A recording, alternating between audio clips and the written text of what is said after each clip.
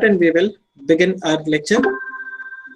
So today it is what? It is 10th of June और आज हम शुरू करने वाले हैं chapter number 5. We are already done with chapter number 4 which dealt with corporate. सत्रह एमसीक्यूज एक्स्ट्रा ही मिलेंगे. कौन से?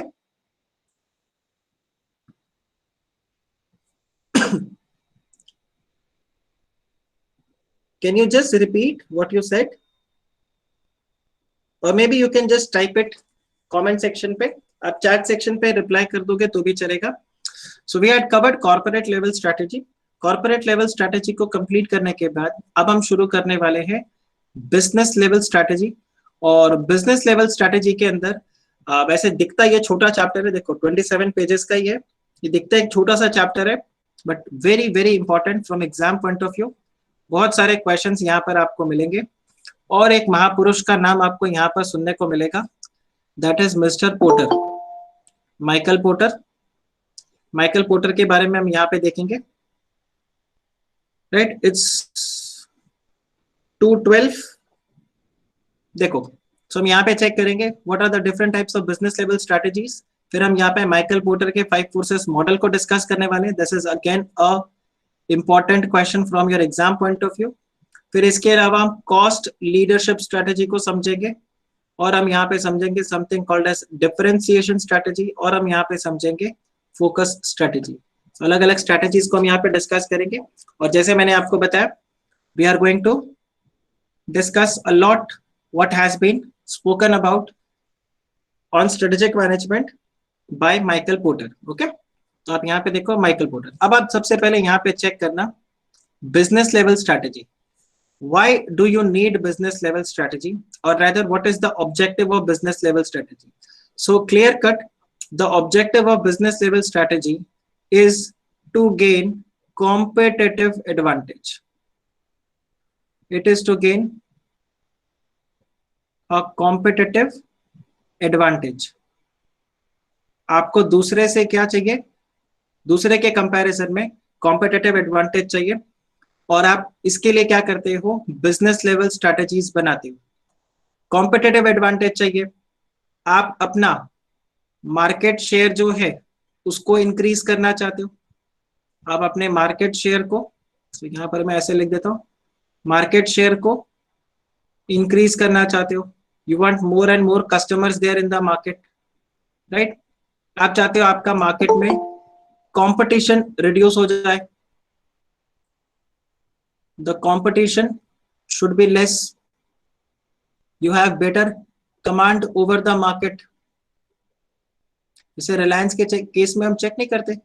You have better command over the market, more customer base, more customer base and definitely यहाँ पर ये पॉइंट तो आएगा ही, profitability. Profitability वाला पॉइंट यहाँ पे आएगा. Better command. ओके हीरा, बेटर कमांड का ये मतलब होता है कि मार्केट में आपकी पकड़ बहुत स्ट्रांग है. You have better control over the market. Command को आप ये बोलो, you have better control over the market, कि आपको मार्केट में, जैसे आज की डेट में देखो जियो जो है, Jio has got a good command over the market. Jio के प्लान्स एंड स्ट्रेटजीज की वजह से उनके कॉम्पिटिटर्स को भी क्या करना पड़ता है? अपने स्ट्रेटजी को चेंज करना पड़ता है. Right, the moment Jio reduced its price, the other companies also had to, Airtel, Vodafone, right, उनको रिड्यूस करना पड़ता है.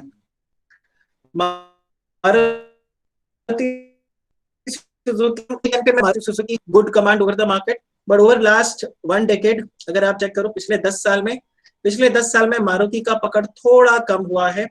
You can not say that Maruti का बहुत स्ट्रॉन्ग पकड़ है मार्केट में. मैं ये नहीं बोलूंगा खराब है, बट आप वो नहीं बोलोगे जो पीक एक टाइम पे हुआ करता था. जैसे मैं आपको बताऊं, जब ये एक गाड़ी आई थी मारुति कार, या आप एक चेक करो ओमनी वैन, ये सब जब आए थे, हाँ बजाज स्कूटर जैसे 1990s में था, तो आप उस वक्त क्या बोलोगे? They had super control over the market. उनका कमांड बहुत स्ट्रॉन्ग था, बट ग्रेजुअली फिर वहां पे निकल गया. एक टाइम पे यस, हीरो होंडा, आज से करीबन 15-20 साल पहले जब हीरो होंडा ने एक बाइक निकाला था स्प्लेंडर, राइट, ये बहुत ज्यादा हिट हुआ था बाइक। हाँ बिल्कुल बिल्कुल। हीरा अगर आप बात करो राजस्थान का, तो राजस्थान में एक और बाइक है विच इज कॉल्ड एज राजदूत, करेक्ट। ये भी बहुत ज्यादा हिट हुआ था, करेक्ट। तो अलग अलग ऐसे है। तो आप बेसिकली क्या बोलते हो, कमांड ओवर द मार्केट। तो आप क्या चाहते हो कि माइकल पोर्टर, ये बिजनेस लेवल स्ट्रैटेजी जो है, इसमें आपको एक चीज लिखना ही लिखना है, और वो क्या रहेगा, it is to gain competitive advantage. आप पूरे ऑर्गेनाइजेशन में आपका बिजनेस लेवल स्ट्रेटेजी का एक ही ऑब्जेक्टिव रहता है कि किस तरह से आपके स्ट्रेटेजिक बिजनेस यूनिट को एक क्या मिले, एडवांटेज मिले। ओके, आप गूगल करना राजदूत बाइक के बारे में, राइट। एक टाइम पे बहुत ज्यादा हिट हुआ था। जो लोग रॉयल एनफील्ड वॉर को अफोर्ड नहीं कर पाते थे, उनके लिए राजदूत हुआ करता था। बहुत ही ज्यादा फेमस था, बहुत ज्यादा फेमस बाइक था ये, right. Okay, so if you see here an organisation core competency, देखो इस वाले में आप जब भी बिजनेस लेवल स्ट्रेटेजी के बारे में बात करोगे, मैं चाहता हूं कुछ टर्म्स आप अपने दिमाग में एकदम सेट रखना। एक जैसे मैंने आपको यहाँ पे बताया कॉम्पिटेटिव एडवांटेज, और एक आपको ध्यान रखना है ये वाला टर्म कोर कॉम्पिटेंसी। वो क्या चाहते हैं कि ऑर्गेनाइजेशन का कोर कॉम्पिटेंसी और स्ट्रांग हो। So an organisation core competency should be focused on satisfying customer needs or wants in order to achieve the organizational objective, and this is done through the business level strategy. So the business level strategies are the course of action adopted by an organization for each of its business separately and to serve the identified customer groups and provided value added or provide value to the customer satisfaction and their needs.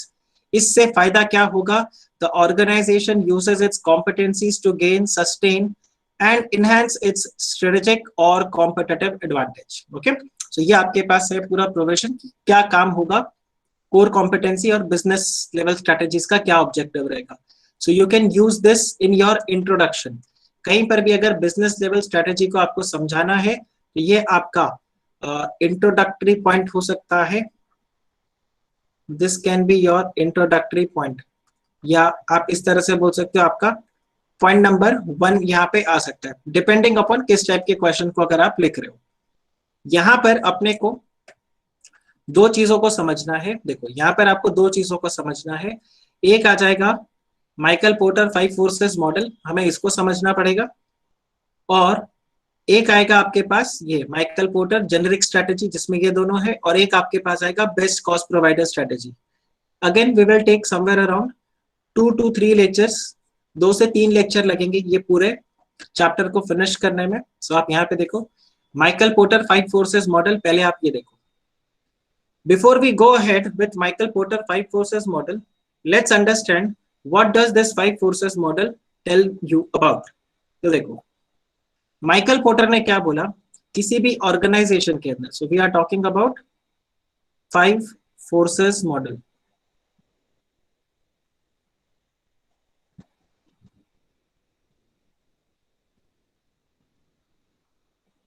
Right, so Michael Porter यहां पर क्या बोलता है, Michael porter बोलता है किसी भी organisation में, किसी भी इंडस्ट्री को, देखो वो आपको ये पूछ रहा है किसी भी इंडस्ट्री में उसका अट्रैक्टिवनेस आपको पता करना है, that how attractive the industry is. उसके लिए आप क्या लगाओगे, 5 फोर्सेस मॉडल लगाओगे। और 5 फोर्सेस मॉडल इंडस्ट्री अट्रैक्टिवनेस बताएगा। कैसे बताता है वो आप देखो, वो ये बोलता है इंडस्ट्री अट्रैक्टिवनेस को अगर आपको डिटरमाइन करना है तो आप उस इंडस्ट्री के इन 5 पॉइंट्स पे ध्यान दो, जिनको हम क्या बोलते हैं 5 फोर्सेस। वो बोलते हैं आप ये 5 फोर्सेस को ध्यान दो। अगर ये 5 फोर्सेस कंट्रोल में है, या depending on these 5 forces you will understand whether the particular industry is attractive or not. यहां पर ध्यान रखना, मैं किसी कंपनी के बारे में बात नहीं कर रहा हूं, मैं इंडस्ट्री के बारे में बात कर रहा हूं। ओके, मैं यहाँ पे इंडस्ट्री के बारे में बात कर रहा हूं। आई am not talking about a particular company. So industry का मतलब क्या हो जाएगा, जैसे आप बोलोगे टेलीकॉम इंडस्ट्री, जैसे आप बोलोगे एविएशन इंडस्ट्री। सो मैं यहाँ पे इंडिगो जेट एयरलाइंस का बात नहीं कर रहा, मैं यहाँ पे जियो एयरटेल वोडाफोन का बात नहीं कर रहा हूँ, मैं ऐसा बोल टेलीकॉम इंडस्ट्री का बात कर रहा हूँ, मैं एविएशन सेक्टर का बात कर रहा हूँ, मैं यहाँ पे एफएमसीजी सेगमेंट का बात कर रहा हूँ एटसेट्रा, तो मैं किसी पर्टिकुलर सेगमेंट के बारे में बात कर रहा हूँ। अब ऐसा क्यों, मतलब ये 5 फोर्सेस मॉडल हमें जानना क्यों जरूरी है? Because depending on the pressure which you get from these 5 forces, you will be able to determine what should be your strategy. What should be your strategy? एक सिंपल सी बात है, आप मुझे बताओ, based on demand and supply आप price fix करते हो कि नहीं करते हो? Based on demand and supply you fix the price, yes और नो?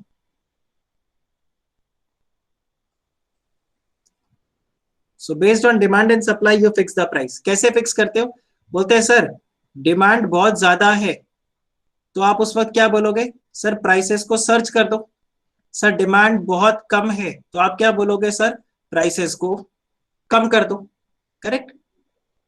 सो इस तरह से करके जैसे डिमांड एंड सप्लाई से हम प्राइस को फिक्स करते हैं, माइकल पोर्टर ने बोला ये 5 पॉइंट्स को आप ध्यान रखो।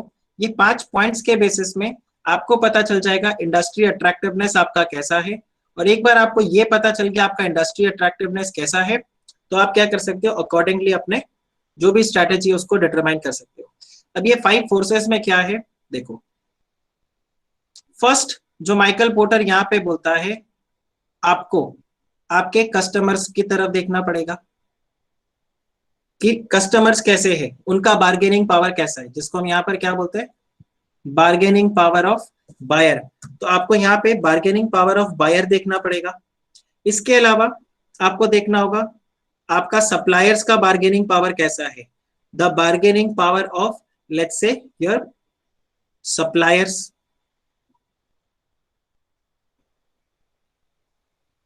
राइट? इसके अलावा माइकल पोर्टर फिर आपको बोलेगा कि आपको ये चेक करना है कि इंडस्ट्री राइवलरी कैसा है। आप जिस इंडस्ट्री में हो उसमें अंदर के जो लोग हैं उनका राइवलरी कैसा है, क्या वो आपस में झगड़ते रहते हैं या वो आपस में काफी आराम से प्यार मोहब्बत बना के काम करते रहते हैं। तो ये वाला प्रोविजन बताया। देन उन्होंने बोला आपको चेक करना पड़ेगा थ्रेट फ्रॉम न्यू एंट्रेंट। आप तो मार्केट में सेट हो, एक नया नवेला खिलाड़ी आके क्या आपके पूरे बिजनेस को हिला सकता है या नहीं हिला सकता, ये वो वाला प्रोफेशन आ जाएगा। इसके अलावा आपको देखना होगा कि आप जिस इंडस्ट्री में हो, जिस प्रोडक्ट में हो, उसमें सब्स्टिट्यूट प्रोडक्ट्स का क्या रोल है, सब्स्टिट्यूट्स। राइट? तो आप यहां पर देखो, you will find the bargaining power of, you will have to check the bargaining power of buyer. You will also check the bargaining power of suppliers.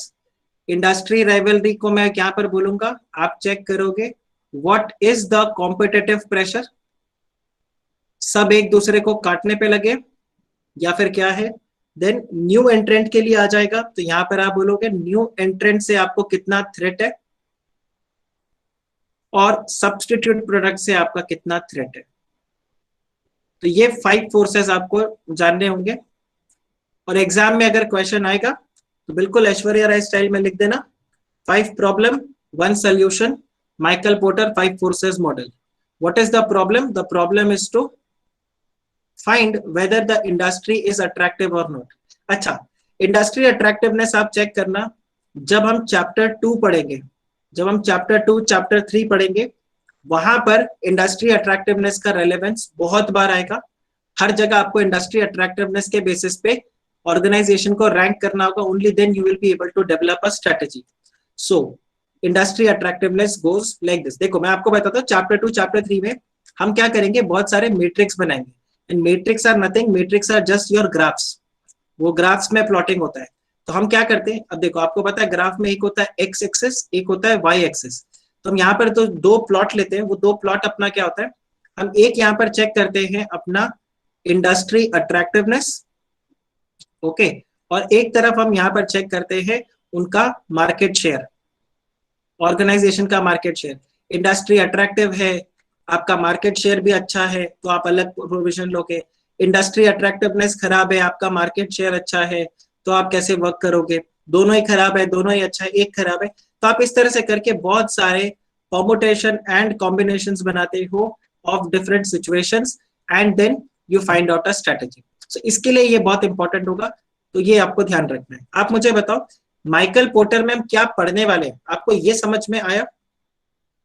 और क्यों पढ़ने वाले हैं, आपको ये समझ में आया? Why we are studying Michael Porter and how it is going to impact? और मैं आपको बताता हूं, ये स्ट्रेटेजिक मैनेजमेंट को बिल्कुल एकेडमिकली मत पढ़ना। 5 फोर्सेस मॉडल तो ऐसा है कि आप डायरेक्टली इसको नॉर्मली अगर आप कनेक्ट करोगे you will be able to answer.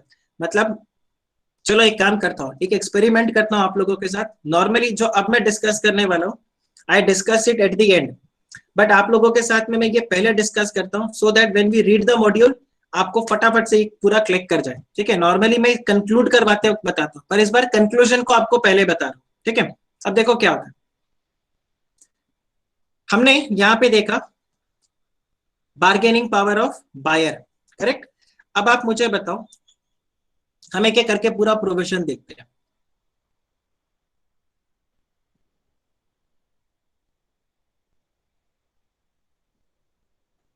Bargaining power of buyer, okay. अब आप मुझे बताओ बायर्स का बार्गेनिंग पावर अगर ज्यादा है तो आप मुझे बताओ इंडस्ट्री अट्रैक्टिवनेस कैसा होगा?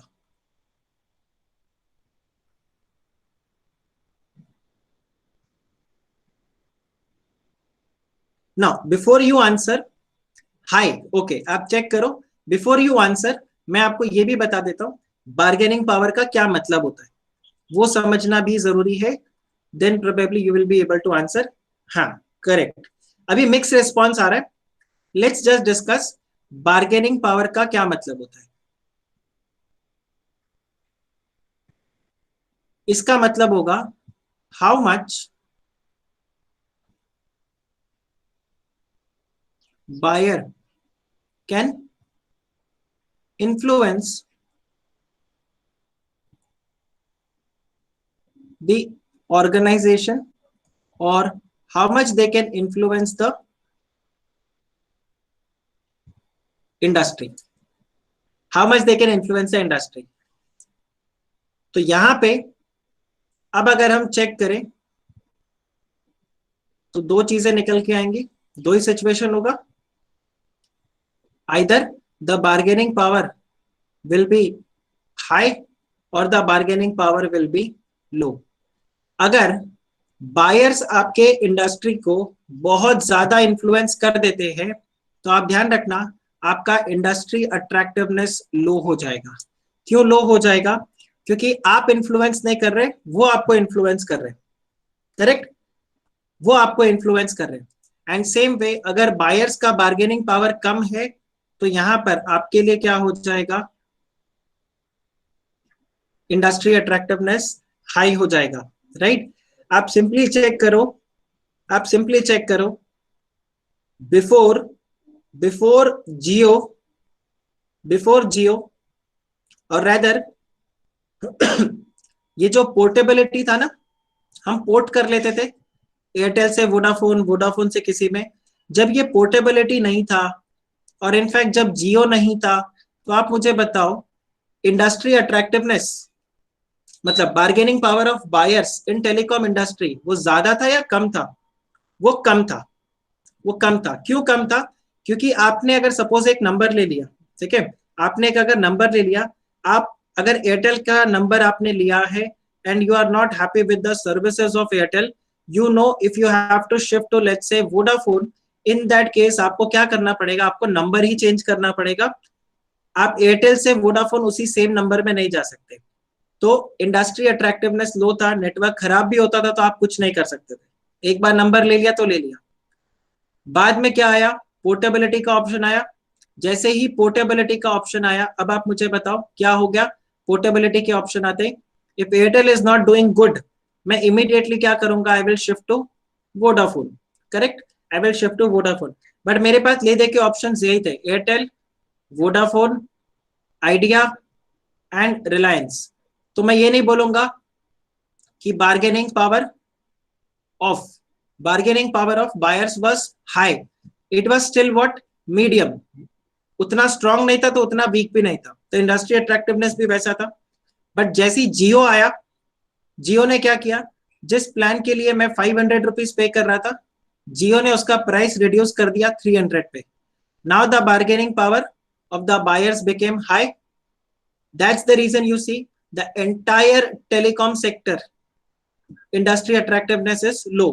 तो जितने लोग यहाँ पे स्टॉक मार्केट को थोड़ा सा ट्रैक करते हैं या ट्रेडिंग करते हैं, इनफैक्ट न्यूज भी सुनते हैं, उनको पता होगा टेलीकॉम स्टॉक से सब दूर रहने को बोलते हैं। जब जियो आया था तो सबने बोला था टेलीकॉम स्टॉक से जितना दूर रह सकते हो उतना दूर रहो, एयरटेल में मत दिमाग लगाओ, बिकॉज सेक्टर जो है वो पूरा का पूरा खराब है, राइट। सो ये हो गया बार्गेनिंग पावर ऑफ बायर्स। आप मुझे बताओ, ये समझा आपको? ये समझा आपको? परफेक्ट। अगर ये समझा तो आप देखो, हम नेक्स्ट यहां पर चेक करते हैं bargaining power of suppliers.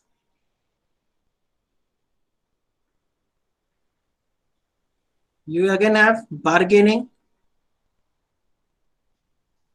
power of suppliers, और इससे हम चेक करते हैं इंडस्ट्री अट्रैक्टिवनेस। बिल्कुल घाई मत करना, आराम से आप इसका आंसर करो patiently. Pritam, industry attractiveness, okay, what do you mean by? Pritam, एक बार आप अपने डाउट को थोड़ा और डिटेल में बता दोगे तो it will be easy for me to answer. Industry attractiveness what? I thought it was answer you are writing. Industry attractiveness, what do you mean by that? ये इसी का ही तो आंसर है, ये इसी का ही आंसर है। सर इसको एक्सप्लेन करो ना, इंडस्ट्री अट्रैक्टिवनेस क्या होता है? इंडस्ट्री अट्रैक्टिवनेस क्या होता है? Okay, industry attractiveness means how profitable the industry is. Industry attractiveness means how profitable the industry is. आप जिस इंडस्ट्री में हो या आप जिस इंडस्ट्री में जाना चाहते हो, वहां पर आपका मार्केट कैसा है, मार्केट कैसा है, तो आप वहां पर क्या बोलोगे? Low profitability. Bargaining power of buyers is low, then in the industry will have high profitability. आप और एक एग्जांपल चेक करो, before Ola and Uber, before Ola and Uber, आप मुझे बताओ bargaining power of buyers auto वगैरह के लिए क्या था?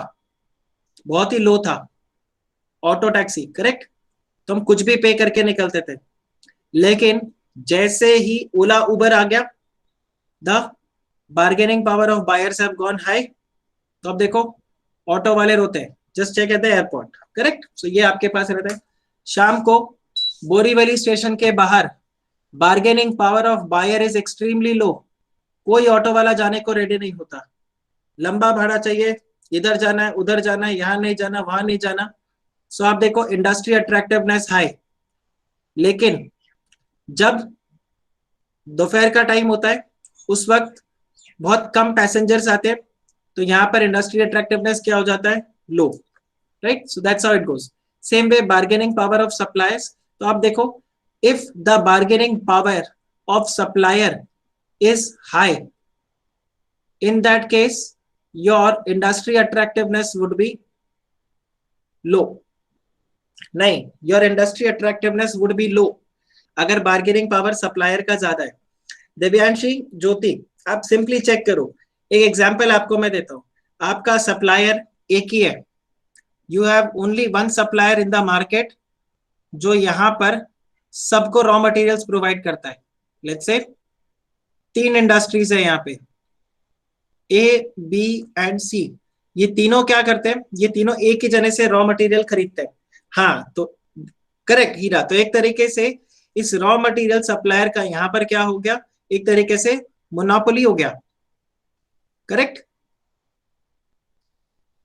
यहाँ पर एक तरीके से मोनोपोली हो गया। क्यों मोनोपोली हो गया? ए अगर उसको बोलता है साहब थोड़ा डिस्काउंट वगैरह दो, तो वो क्या बोलेगा, देखो मेरे पास बी है, मेरे पास सी है जो कैश में माल उठाने को रेडी है, और तुम डिस्काउंट की बात करते हो। कोई अगर उसको बोलेगा यार क्रेडिट दे दो थोड़ा, तो वो मना कर सकता है। तो इसके पास कमांडिंग ज्यादा पावर रहेगा। If the bargaining power of supplier is more और if it is high, then the industry attractiveness would be low. And similarly, if the bargaining power of supplier is less, you will have the industry attractiveness would be more or it will be high. Another example, इसी का उल्टा ले लो। आप ये देखो, A, B and C, ये तीनों कौन है? ये तीनों है रॉ मटेरियल सप्लायर। ये तीनों रॉ मटेरियल सप्लायर है और ये तीनों एक ही जने को रॉ मटेरियल सप्लाई करते हैं। अब आप मुझे बताओ, ये जो बंदा है इसके पास फुल पावर आ गया कि नहीं आ गया? This person will go and से, ए भाई mister A please give discount. आप डिस्काउंट नहीं दे रहे तो मैं बी के पास चला जाऊंगा, मैं सी के पास चला जाऊंगा सामान लेने। प्लीज गिव डिस्काउंट, अगर आप डिस्काउंट नहीं दोगे तो मैं नहीं खरीदूंगा आपसे। They can offer more discounts, correct. So ये आपके लिए क्या हो गया? Suppliers. So bargaining power of supplier अगर हाई है तो इंडस्ट्री अट्रैक्टिवनेस लो। आप अपने पॉइंट ऑफ व्यू से सोचो, आप अपने पॉइंट ऑफ व्यू से सोचो कि आप जिस इंडस्ट्री में जा रहे हो वहां पर क्या है, right. So we covered the bargaining power of customer, the bargaining power of supplier. अब हम आते हैं किसके ऊपर? इंडस्ट्री राइवलरी पे, राइट। तो आप ये देखो, इंडस्ट्री राइवलरी,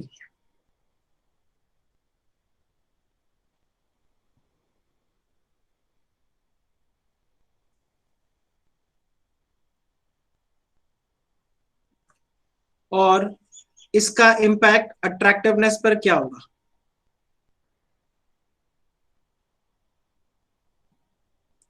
इसका पावर अट्रैक्टिवनेस पर क्या होगा? आप देखो, अगर मैं बोलता हूं इंडस्ट्री राइवलरी बहुत ही स्टिफ है, बहुत ही स्टिफ है, it is fierce competition. Fierce का स्पेलिंग क्या होगा? I will have to check, mistake हो जाता है। So this is FIERCE। This means what? Aggressive. अगर जो पार्टीज है, जो भी यहाँ पर पार्टीज है, जो बेसिकली क्या करते हैं, जो इंडस्ट्री के अंदर जो भी प्लेयर्स हैं वो आपस में झगड़ते रहते हैं, ठीक है, जैसे टेलीकॉम सेक्टर में हो रहा है, तो आपका इंडस्ट्री अट्रैक्टिवनेस क्या हो जाएगा? लो। लेकिन अगर वो अग्रेसिव नहीं है, राइट, अगर वो अग्रेसिव नहीं है, इतना कट थ्रोट कॉम्पिटिशन नहीं है, यहाँ पर और क्या वर्ड्स आ सकते हैं? देखो, cut throat, cut throat competition है, इन दैट केस आपका इंडस्ट्री अट्रैक्टिवनेस क्या हो जाएगा? हाई। तो यहाँ पर अपन वैसे बोलते हैं सबका साथ सबका विकास, वो वाली हालत है, और यहाँ पर पहले में, करेक्ट। तो अगर पहले में वैसा वाला हालत होगा कि मैं ही जाऊंगा, मेरे को ही होना चाहिए, कट थ्रोट होगा, स्टिफ कंपटीशन होगा, फियर्स कंपटीशन होगा, अग्रेसिव रहेगा, तो your overall attractiveness would be low, otherwise it will be high. So again आप यहाँ पे एग्जांपल ले सकते हो किसका? टेलीकॉम स्पेस का। आप देखो, टेलीकॉम सेक्टर के अंदर आप देखो, you have Airtel versus Jio versus Voda idea, correct. ये तीनों आपस में देखो एक दूसरे को मार काट फिरते हैं, करेक्ट। इसीलिए आप देखो ओवरऑल टेलीकॉम सेक्टर जो है उसका अट्रैक्टिवनेस क्या हो गया? लो हो गया। ओके, ये रहेगा। एक टाइम पर एविएशन सेक्टर में ऐसा था, एविएशन सेक्टर धीरे धीरे यहां से यहां शिफ्ट कर रहा है, धीरे धीरे। एयरलाइन इंडस्ट्रीज जो है, एयरलाइन कंपनीज जो है, वो एक टाइम पर बिल्कुल एक दूसरे को काटते पिटते थे, ठीक है। आई डोंट नो कितनों ने ऐसा देखा है, ये लोग टिकट्स निकालते थे 1 रुपये में, 1 रुपए में टिकट निकालते थे। जो बेस फेयर होता था, जो बेस फेयर होता था वो 1 रुपए का होता था, और इसके ऊपर बस ये क्या चार्ज करते थे? फ्यूल सरचार्ज प्लस टैक्सेस, सिर्फ ये चार्ज करते थे।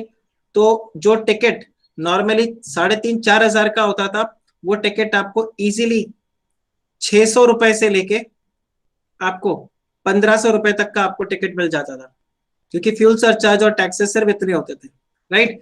तो आप चेक करो, इस टाइप का भी हमने वो टाइम देखा है जब 1-1 रुपए में टिकट निकलता था और वो ऐसे बोलते थे 1 रुपए में 1 लाख टिकट बेचेंगे. So first 1 lakh customers are going to get tickets for 1 rupee only. Correct. इसी बहाने लोग वेट करते थे.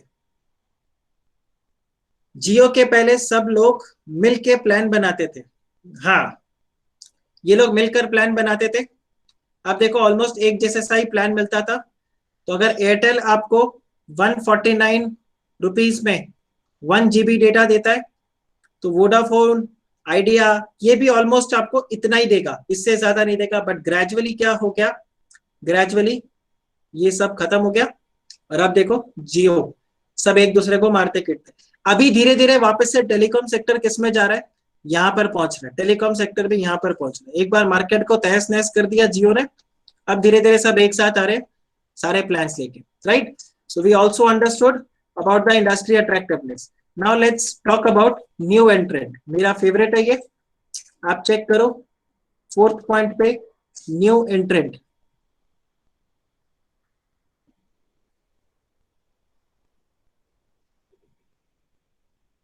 न्यू एंट्रेंट से क्या मतलब है कि मार्केट में how easy it is for the new player to enter into the market, right, और enter into the industry. How easy it is to enter और even exit the industry.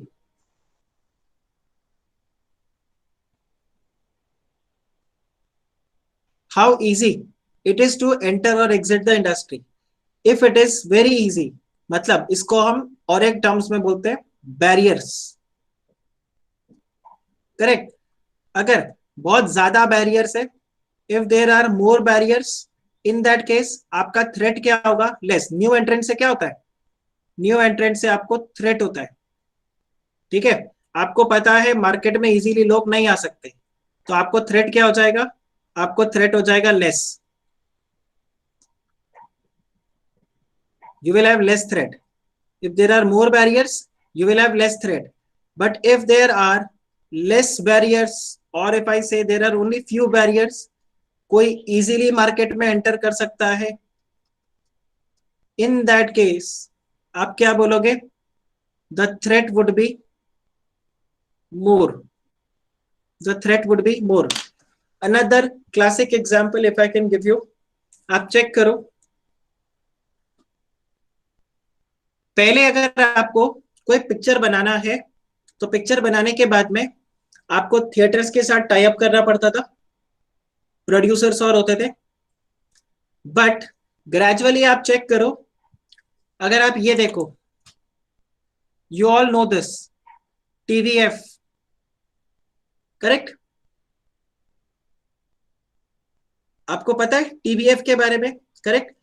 TVF जैसे अब आप देखो कितने सारे ऐसे सीरीज हो गए जो किसके ऊपर चल गए, यूट्यूब पे चल जाते हैं. हाँ बिल्कुल, यूट्यूब पे चल जाते हैं. धीरे धीरे अगर आप चेक करो, Amazon प्राइम आ गया, प्राइम वीडियोस, वो आपको हेल्प कर देता है. फिर आप देखो नेटफ्लिक्स आ गया, राइट.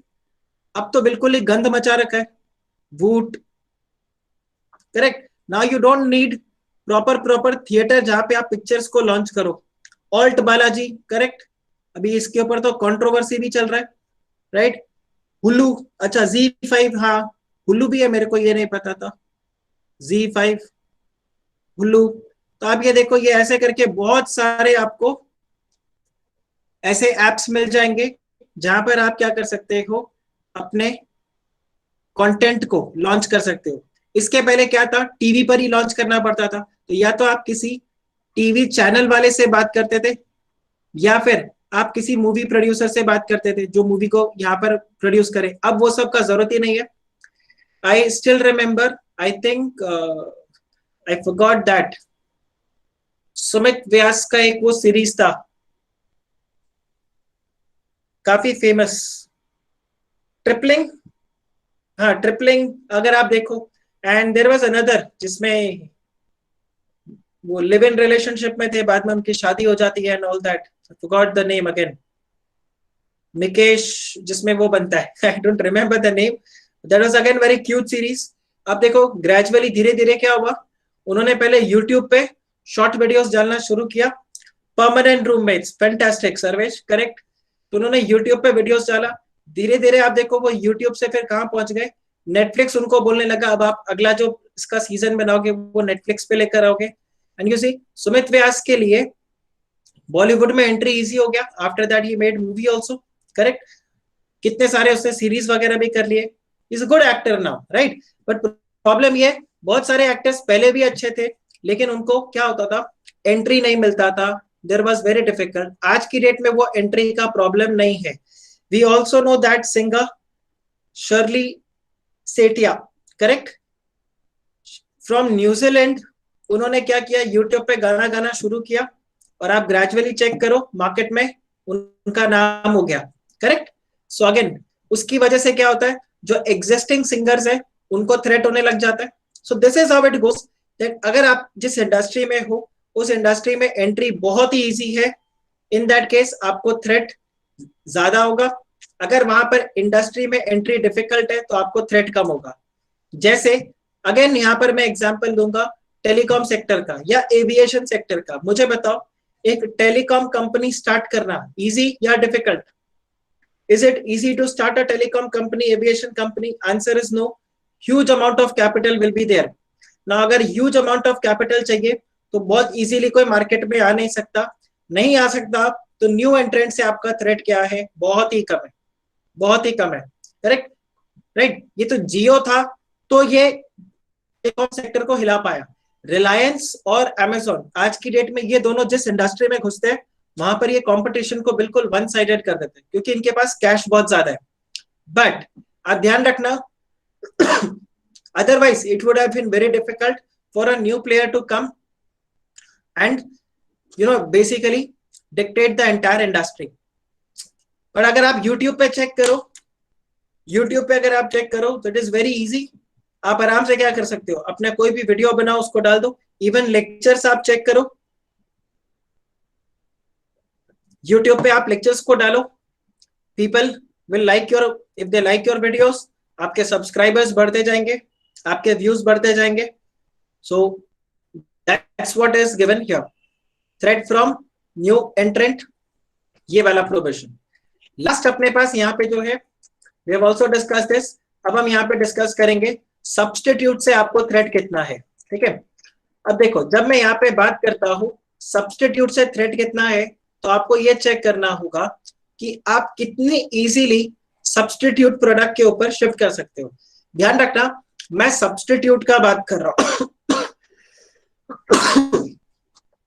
सब्स्टिट्यूट प्रोडक्ट क्या हो जाएगा, इसके बदले ये नहीं तो ये।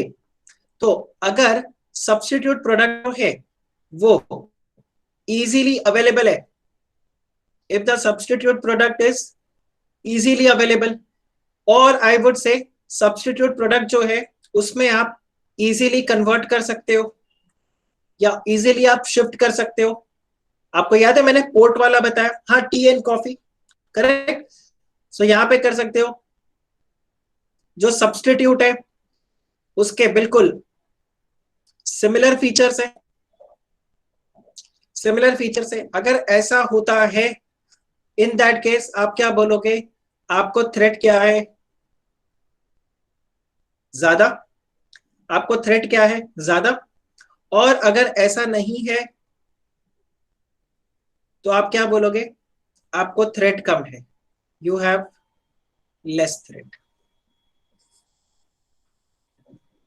Tell me one thing, this is clear, is this clear?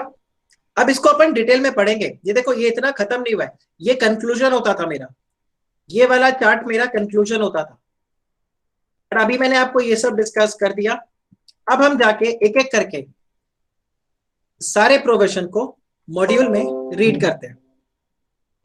हम एक एक करके सारे प्रोविजन को मॉड्यूल में रीड करते हैं। तो आप यहाँ पे देखो क्या बता रहे हो, every business operates in a competitive environment and the competitive state of an industry applies a strong influence on how firm develops the strategy. तो मैंने आपको बताया था कि जिस हिसाब से आपका इंडस्ट्री अट्रैक्टिवनेस होगा, जिस हिसाब से आपका कॉम्पिटिटिव प्रेशर होगा, उस हिसाब से आप अपने स्ट्रेटेजीज को यहाँ पर डेवलप करोगे. So Michael Porter believes that the basic unit of analyzing for understanding is a group of competitors producing goods or services that compete directly with each other. It is the industry where the competitive advantage is ultimately won or lost, right? अब ये देखो, it is the industry where competitive advantage is ultimately won or lost. अगर आपके पास competitive advantage है तो आप market में जीत लोगे, अगर नहीं तो आप लूज कर जाओगे. अच्छा, आपको लगता है आपके पास कॉम्पिटिटिव एडवांटेज है बट मार्केट में वो नहीं चलता तो you lose. Now it is through competitive strategy that the organisation attempts to adopt a approach in compete in the industry. So the character mix intricacies of the competitive forces are never same from one industry to another. हर जगह वहां पर क्या रहेगा, अलग रहता है. Then a powerful and widely used tool for systematically diagnosing the systematic competitive pressure in a market and assessing the strength and importance of each is what?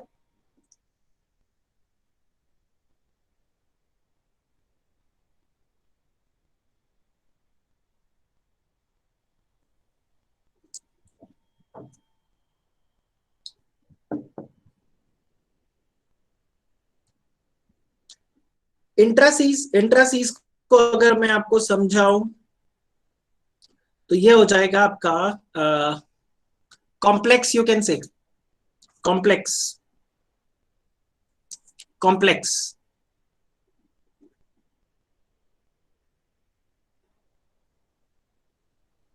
This means complex कि कितना कॉम्प्लेक्स है. Competitive pressure वो same नहीं रहेगा आपका यहाँ पे. सो आप देखो, इन सबको डील करने के लिए आपके पास क्या है, Porter 5 forces model of competition. So this model holds that the state of competition in an industry is composite of competitive pressure operating in 5 areas of overall market. So यहाँ पर वही बताया भाई, competitive pressure associated with the market maneuvering and jockeying for buyers patronage that goes amongst the rival sellers in the industry. Then competitive pressure associated with the threat of new entrant, competitive pressures coming from the attempt of the companies in the other industry to win over the buyers competitive over the own substitute products. Then competitive pressures stemming from suppliers bargaining power and the supplier seller collaboration, and competitive pressure stemming from the buyers bargaining power and seller collaboration. ठीक है, कैसे use करते हैं Michael Porter के model को. Step 1 हम determine करते हैं पूरे क्या कॉम्पिटिटिव प्रेशर्स को. उसके बाद उसको हम क्या करते हैं, हम रैंक करते हैं कि whether it is fierce, it is strong, moderate, normal और वीक. और उसके बाद में फिर हम क्या करते हैं, वी डिटरमाइन कि हम कैसे उसको यूज कर सकते हैं. तो ये सब तो इंट्रोडक्शन था. मेन माइकल पोर्टर आपका शुरू होगा यहां से. उसके पहले एक इंट्रोडक्शन का और पैराग्राफ है, let's read this also.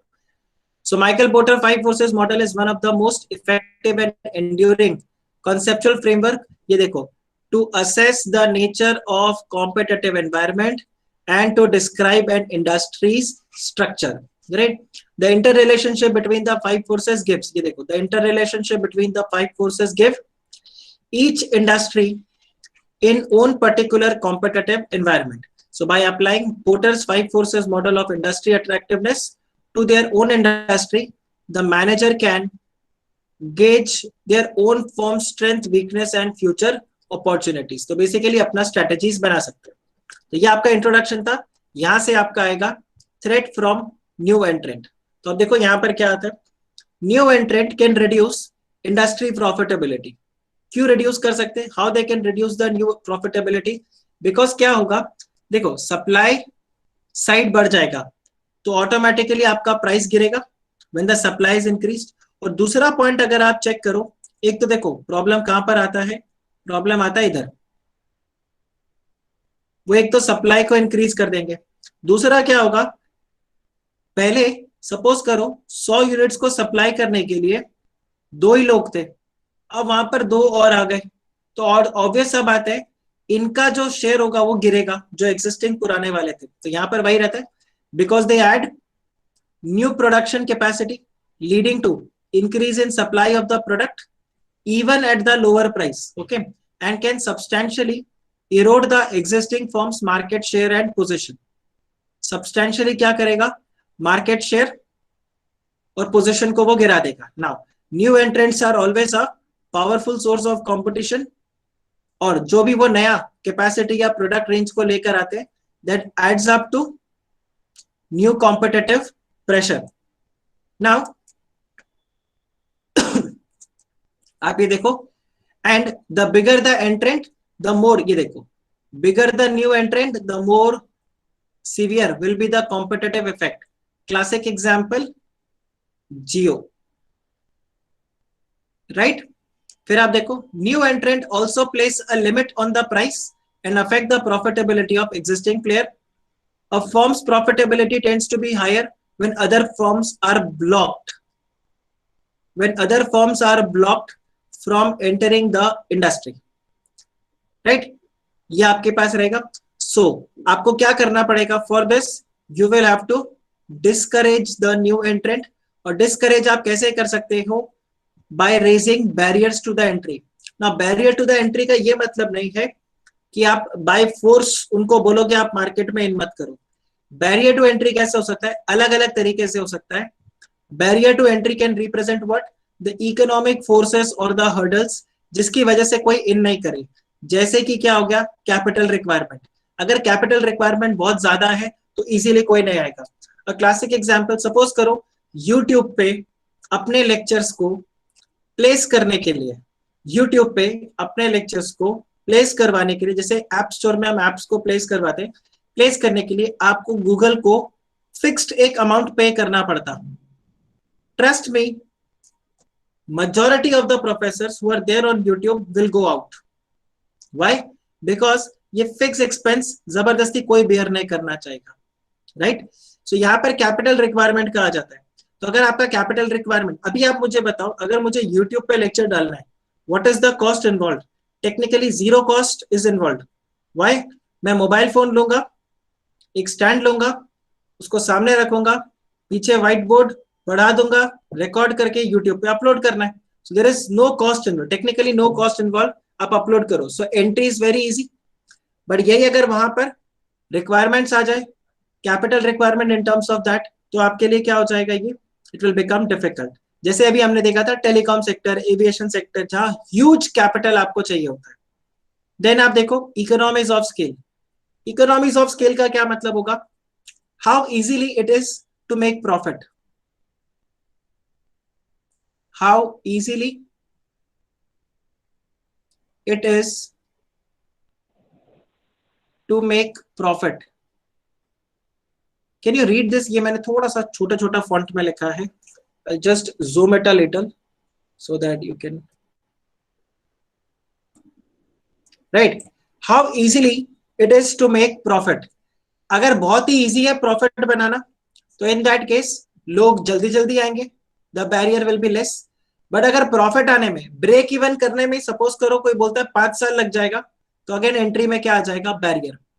Then you will have product differentiation, कि उस इंडस्ट्री में प्रोडक्ट डिफरेंशिएशन का क्या मतलब होता है, मेरा प्रोडक्ट दूसरे प्रोडक्ट से कितना अलग है। so, अगर प्रोडक्ट डिफरेंशिएशन है, कस्टमर्स मेरे प्रोडक्ट को अलग से देखते हैं, they are associated with the brand, they are loyal to the brand. आप सब ने, जितनों ने भी फाउंडेशन में मेरे साथ बिजनेस एंड कॉमर्शियल नॉलेज पढ़ा, तो हमने पढ़ा था ब्रांड लॉयल्टी, एक टर्म हमने पढ़ा था ब्रांड लॉयल्टी। तो वो ब्रांड लॉयल्टी अगर बहुत स्ट्रांग है, तो इन दैट केस नए प्लेयर के लिए एंट्री डिफिकल्ट हो जाएगा, और अगर ब्रांड लॉयल्टी कम है, तो इन दैट केस एंट्री आपके लिए क्या हो जाएगा, इजी हो जाएगा। Then you have this switching cost. Switching cost जैसे मैंने बताया था, कितने इजीली आप एक जगह से दूसरी जगह पे शिफ्ट कर सकते हो। जैसे एक सिंपल एग्जांपल देता हूं, मेरे पास घर पे एयरटेल का केबल कनेक्शन था, राइट। जैसे ही जियो आया, जियो ने बोला we will do free installation. Jio ने बोला we will do free installation, आपको set top box and everything आपको फ्री में मिल जाएगा। अगर आपको वो फ्री में मिल जाएगा तो आप चेक करो, मैंने जियो को लगवा लिया, पर अगर जियो बोलता उसके लिए आपको लेट्स से 2500 रुपीज पे करना पड़ेगा, उसके लिए आपको इंस्टॉलेशन में 1000 रुपीज पे करना पड़ेगा, तो मैं क्या बोलता, अरे रहने दो यार, एयरटेल का डिश लगा हुआ है, लेट्स कंटिन्यू विद दिस। तो अगर जो स्विचिंग कॉस्ट है वो बहुत ही कम है या जीरो है, इजीली स्विच किया जा सकता है, तो न्यू एंट्रेंट से आपको बहुत ज्यादा थ्रेट रहेगा। लेकिन अगर स्विचिंग कॉस्ट डिफिकल्ट है तो इन दैट केस आप यहाँ पे न्यू एंट्रेंट से आपका कॉस्ट क्या होगा, कम। Same goes for your brand identity, correct, जो यहाँ पर मैंने बताया था, इन दोनों से कोरिलेट करके ये पॉइंट बनता है। फिर आप देखो एक्सेस टू डिस्ट्रीब्यूशन चैनल, मेरे एग्जिस्टिंग डिस्ट्रीब्यूशन चैनल के बारे में उसको पता चले, या वो एग्जिस्टिंग डिस्ट्रीब्यूशन चैनल को यूज कर सकता है, मेरे सप्लायर्स और को इजीली कर सकता है, तो ये उसके लिए क्या हो जाएगा, the threat will be more, the threat will be मोर।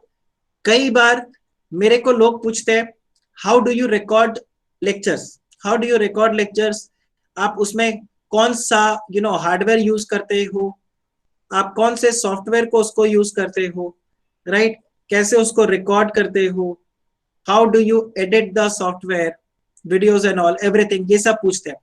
अब अगर मैं सबको ये इजीली बता दूं तो कल को क्या होगा, मैं तो एसएम पढ़ा रहा हूं, ठीक है, फॉर एग्जाम्पल दिवांशी का लास्ट मैसेज आया है, दिवांशी मेरे से ये सब पूछ ले और वो लेक्चर्स को रिकॉर्ड करके वो भी एसएम का लेक्चर बना दे, तो इन दैट केस मेरे लिए तो कंपटीशन हो गया। फिर दिवांशी को देखते देखते यहाँ पर विशाल भी एसएम का लेक्चर बना दे। अब बताओ, पहले सारे स्टूडेंट्स को मैं एसएम अकेले पढ़ाता था, अभी क्या हो जाएगा, मेरे पास 2 और कंपटीशन आ जाएंगे। क्यों? क्योंकि उनको मेरा डिस्ट्रीब्यूशन चैनल के बारे में पता चल गया। जस्ट एग्जाम्पल टू दिस, आप बताओ, this is clear on a lighter note, okay. तो ये आपके पास आता है कि डिस्ट्रीब्यूशन चैनल, मेरे सप्लायर्स अगर इजीली एक्सेसिबल है to the new entrant, then मेरे को बहुत ज्यादा खतरा है, क्योंकि again he can also produce the same product. फिर possibility of existing aggressive retaliation by the existing players, अगर एग्जिस्टिंग प्लेयर्स जो है वो बहुत इसके ऊपर अग्रेसिवली रिटेलिएट करेंगे तो प्रॉब्लम होगा। एज आई सेड, जियो को काउंटर करने के लिए आप देखो, वोडाफोन, आइडिया, एयरटेल, सबने एक साथ कोर्ट गए थे वो लोग जियो के अगेंस्ट, और बोला था कि वो क्या कर रहे हैं, वो यहाँ पर मार्केट को तोड़ रहे हैं, they are doing what, market abuse. ऐसा कंप्लेन फाइल कर दिया था उन्होंने जियो के अगेंस्ट, जो ऑब्वियसली वो क्या हो गया, हार गए, करेक्ट। पर आप सोचो ये सारे प्लेयर्स एक साथ आ गए, अब क्यों हार गए, क्योंकि एक तो देखो ऑब्वियसली जियो था, रिलायंस को टक्कर कोई आज की डेट में दे नहीं सकता है, एंड दूसरा ऑब्वियसली वहां पर ऐसा मार्केट अब्यूज जियो कर नहीं रहा था। बेसिकली वो ये बोल रहे थे कि 300 रुपए में जो ये दे रहा है या फ्री में जो कनेक्शन दे रहा है, ये जानबूझ के मार्केट तोड़ने के लिए दे रहा है। जियो ने बोला कि ये प्रूफ नहीं है, बेसिकली उन्होंने इसको प्रूफ कर दिया कि ऐसा नहीं है, एंड दे वन इट।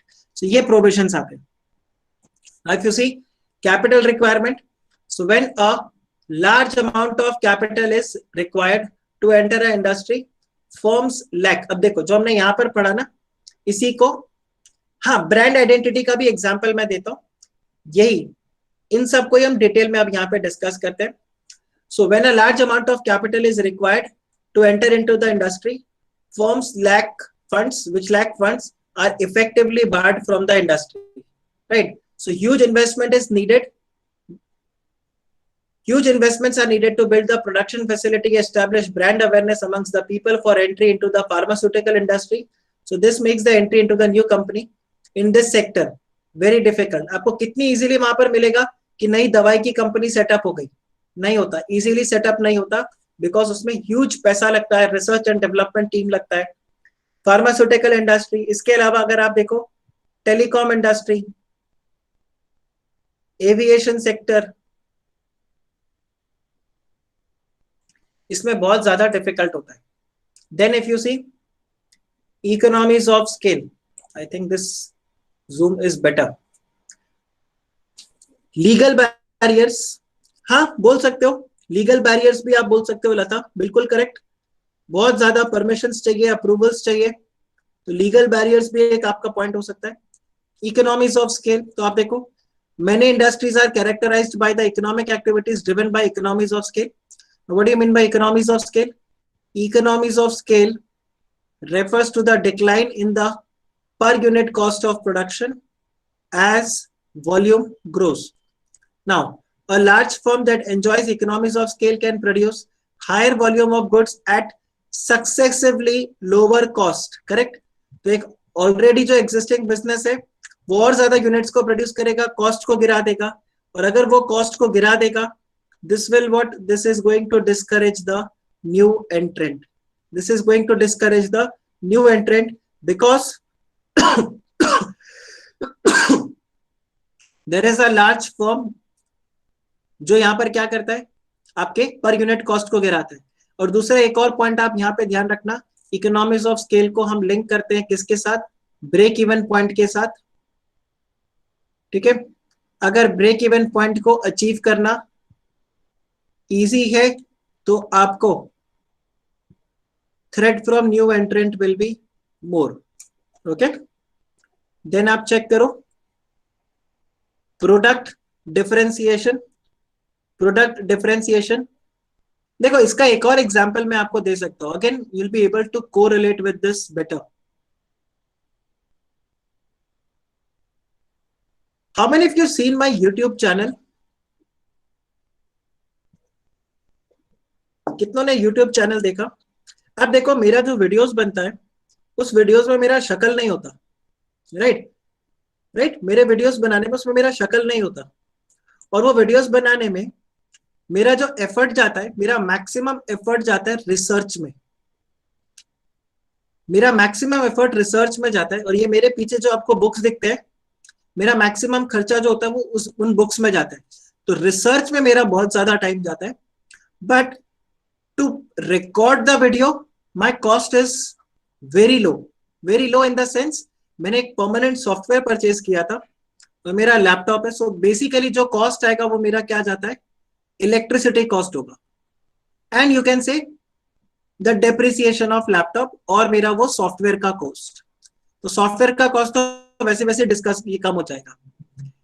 मेरे कुछ मेंटर्स है, मतलब जिनसे मैं पढ़ा हुआ, मेरे भी कुछ प्रोफेसर है, कुछ सीनियर्स है, they tell me set up a studio, you set up a studio, और स्टूडियो में एक वो प्रॉपर हाई डिजिटल कैमरा लेकर रखो और वो ग्रीन क्लॉथ एंड एवरीथिंग वैसा आप सेटअप करके रखो। देखते हैं कई बार वो वीडियो के पीछे पूरा, तो मेरे जो सर है, मेंटोर है, वो मेरे को बोलते हैं तुम ये स्टूडियो सेटअप करो।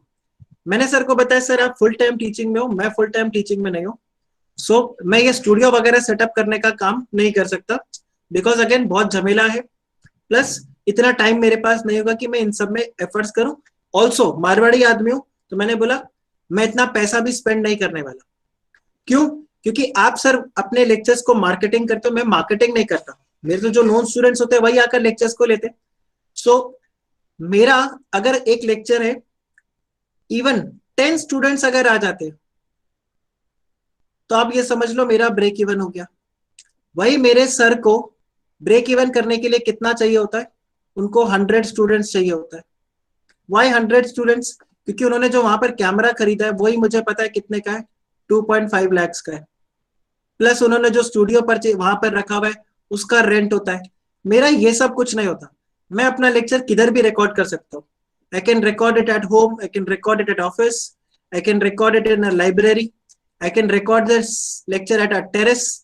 If I am on a vacation, तो मैं वहां पे होटल के रूम में बैठ के लेक्चर रिकॉर्ड कर सकता हूँ। If I have gone to my native, मैं वहां पर बैठ के रिकॉर्ड कर सकता हूँ, मुझे कोई फर्क नहीं पड़ता कि मैं कहाँ पर बैठा हुआ। तो आप ये चेक करो, अगर ओवरऑल कॉस्ट कम हो जाता है तो न्यू एंट्रेंट के लिए बहुत ईजी हो जाएगा। सो अगर सपोज करो यूट्यूब ये मैंडेटरी कर देता कि नहीं आपको स्टूडियो वगैरह सेटअप करके प्रॉपर उसी वे में लेक्चर रिकॉर्ड करना है, तो मेरे लिए काफी ज्यादा डिफिकल्ट होता, तो मैं यहाँ पर एंट्री नहीं करता, right. So this is how it goes यहाँ पे। तो आप यहाँ पर सिंपली ध्यान रखना, when we talk about economies of scale, we only talk about cost, we talk about break even point, and then we talk about profit. तो आपके इंडस्ट्री में कॉस्ट कम है, ब्रेक इवन इजी है, प्रॉफिट ज्यादा है, तो भाई नया एंट्रेंट तो आएगा ही आएगा। आप बताओ, this is clear, this is clear, ये वाला प्रोविजन। नेक्स्ट आपके पास है product differentiation. So product differentiation में आप चेक करो, ये जो लाइन यहां पे दिया हुआ है, product differentiation is how special the product is for the customers और unique in the eyes of the customers. वो कैसे आपके प्रोडक्ट को अलग मानता है। So forms in the personal care product and cosmetic industry they actively engage in product differentiation. Correct. जैसे एक टाइम था जब ये बोलते थे अगर डैंड्रफ है, अगर सिर में डैंड्रफ है तो आपके पास एक ही शैम्पू था जो आप यूज करते थे, if you have dandruff in your hair. आज भी काफी फेमस है, अगर आपको डैंड्रफ है so you have only one product which you know, बहुत कॉमन में जो जाता है कौन सा shampoo, head and shoulder, head and shoulder. Correct. बीच में एक और कंपटीशन उसको दिया था क्लिनिक ऑल क्लियर ने, बट उतना चला नहीं। डैंड्रफ के लिए आज भी कॉमन अगर आप बोलोगे तो लोग क्या बोलेंगे, हेड एंड शोल्डर लगा लो। Correct. So this is your product differentiation, your product is perceived as different from the others. तो अगर आपने डिफरेंशिएशन को अच्छे से सेटअप कर दिया, इन दैट केस न्यू एंट्रीज के लिए क्या हो जाएगा, काफी ज्यादा बैरियर हो जाएगा। तो देखो, differentiation to work reinforce entry barriers because the cost of creating a genuine product differences may be too high for the new entrant। तो आप देखो कितने शैम्पूस को आप जानते हो जो डैंड्रफ को लेकर बात करते हैं, बहुत कम, क्योंकि ऑलरेडी डैंड्रफ के लिए हेड एंड शोल्डर ने क्या कर दिया है, अपना एक स्पेस बना दिया है। Okay, same goes fair and lovely. वैसे not a right time to discuss this example, right, but आप चेक करो फेयर एंड लवली ने भी क्या किया, अपना प्रोडक्ट डिफरेंशिएशन यहां पर सेट कर दिया। कैसे, गोरा होना है तो फेयर एंड लवली लगाओ। इनफैक्ट एक स्टेप और आगे गए, शाहरुख खान को अपॉइंट किया और बोला फेयर एंड हैंडसम। राइट। सो आप देखो डिफरेंशिएशन स्ट्रेटेजी से उन्होंने क्या कर दिया, अपना एक ब्रांड क्रिएट कर दिया। इनफैक्ट अगर आप करो तो फेयर एंड लवली जो एक वो जेनेरिक स्लैंग बन गया था, कोई अगर बहुत ही ज्यादा गोरा है तो उसको ऐसे ही बोलते थे, अबे फेयर एंड लवली इधर आ, राइट, यू नो। तो भाई उन्होंने क्या कर दिया, डिफरेंशिएशन क्रिएट कर दिया। Take for example, best example in this is Maggi. जब मैगी बैन हुआ, पतंजलि नूडल्स आए, लोग yippee खाने के लिए गए, बट मैगी का चार्म अभी तक खत्म नहीं हुआ। People still like Maggi, they still have craving for Maggi. Okay, in fact last week I was reading one of the news, lockdown के बाद मैगी का सेल लाइफ टाइम हाई उनको मिला है। आज तक कभी मैगी इतना नहीं बिका जितना ये लॉकडाउन के टाइम पे उनका मैगी बिका है। करेक्ट। सो आप ये चेक करो, दिस इज प्रोडक्ट डिफरेंशिएशन। तो अब मैगी को बीट करने के लिए it will be very very difficult, because Maggi के जैसा वो अपना डिफरेंशिएशन क्रिएट करना बहुत ज्यादा डिफिकल्ट होगा। हर्षद बोलता है कोलगेट, सो कोलगेट का भी प्रोडक्ट डिफरेंशिएशन ब्रेक करने में बहुत टाइम लगा। आज की डेट में हम बोलते हैं कि अब चलो अलग अलग, yes, drinking water, Bisleri, biscuits में पार्ले जी, सस्ता बिस्किट पार्ले जी, अगेन ये था, आज सुबह का रिपोर्ट है, Parle G has again done a record sale during lockdown. Correct. तो आप ये चेक करो, डिफरेंशिएशन अगर सेट हो जाता है तो आपको बहुत ज्यादा डिफिकल्ट होगा नए एंट्रेंट को मार्केट में एंटर करने के लिए और उनको समझाने के लिए।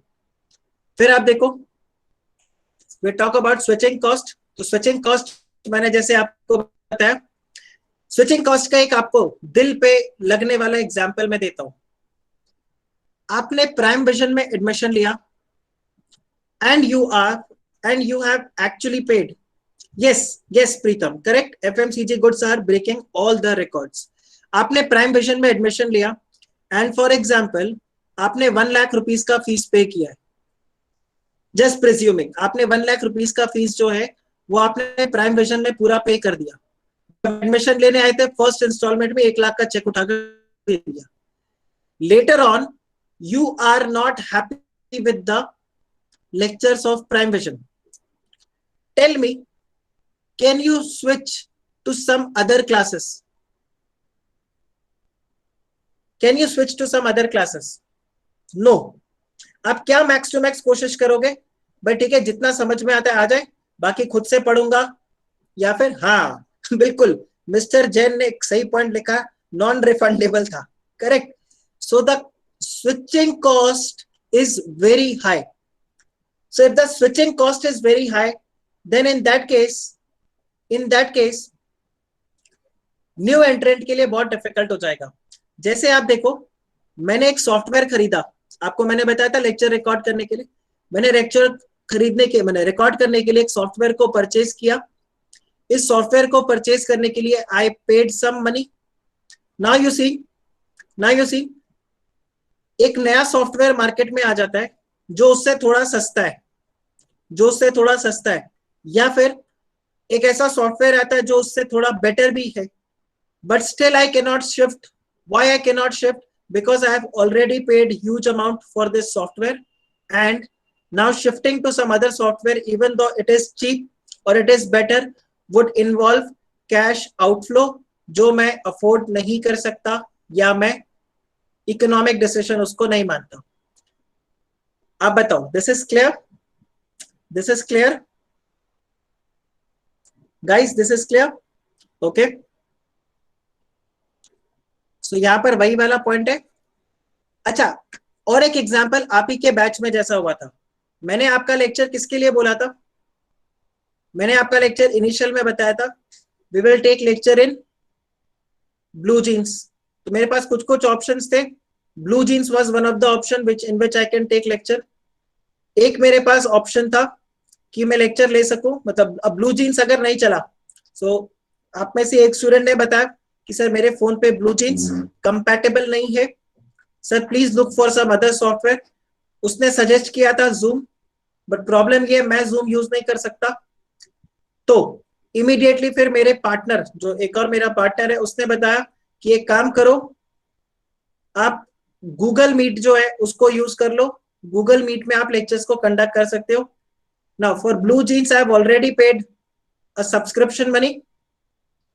आई was very resistant to take for Google Meet, but उसने बोला कोई प्रॉब्लम नहीं Google Meet is 125 rupees per month.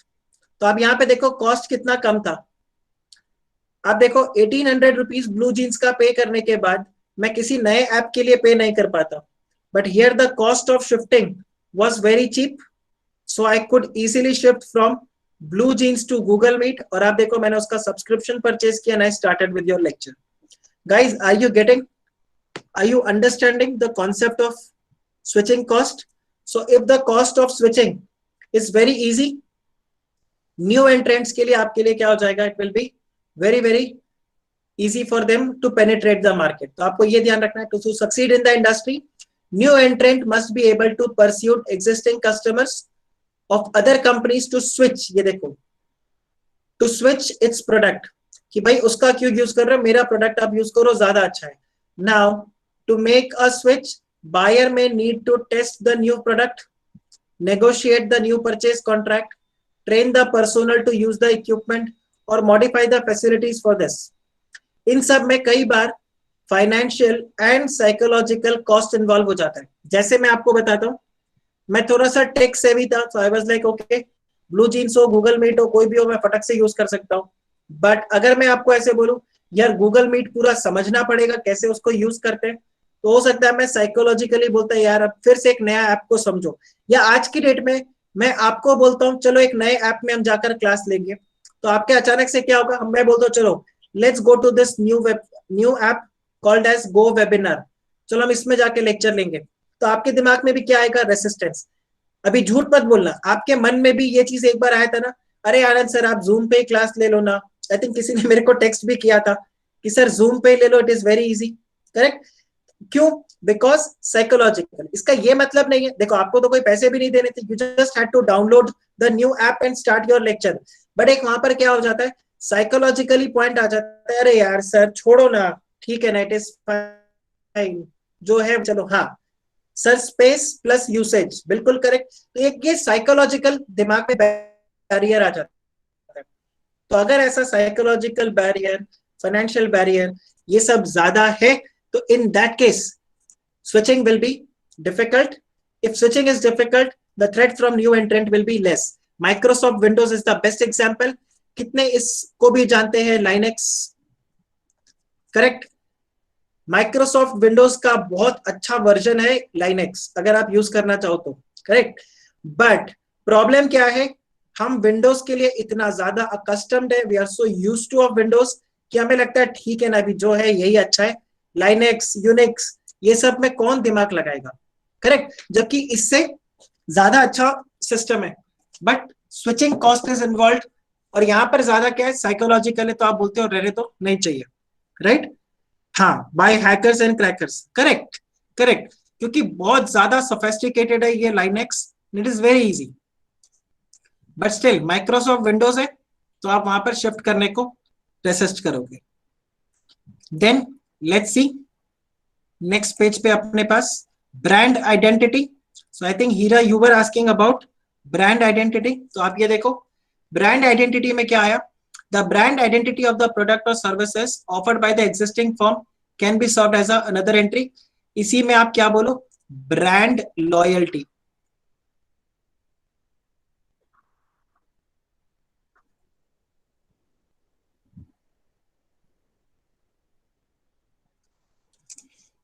brand loyalty, correct? तो अब ये देखो, the brand identity of the products or services offered by existing firm can serve as another barrier.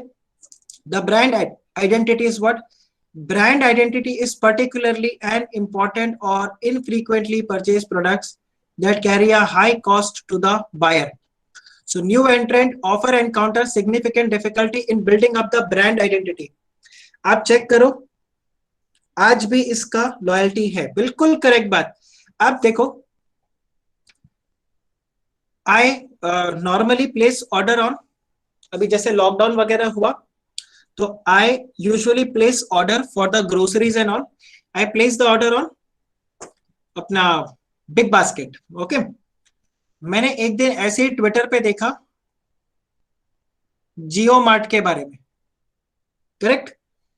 Without even doing inquiry about how Jio Mart is, इसका customer service कैसा है, क्या है, मैंने क्या कर दिया, I placed the order on JioMart.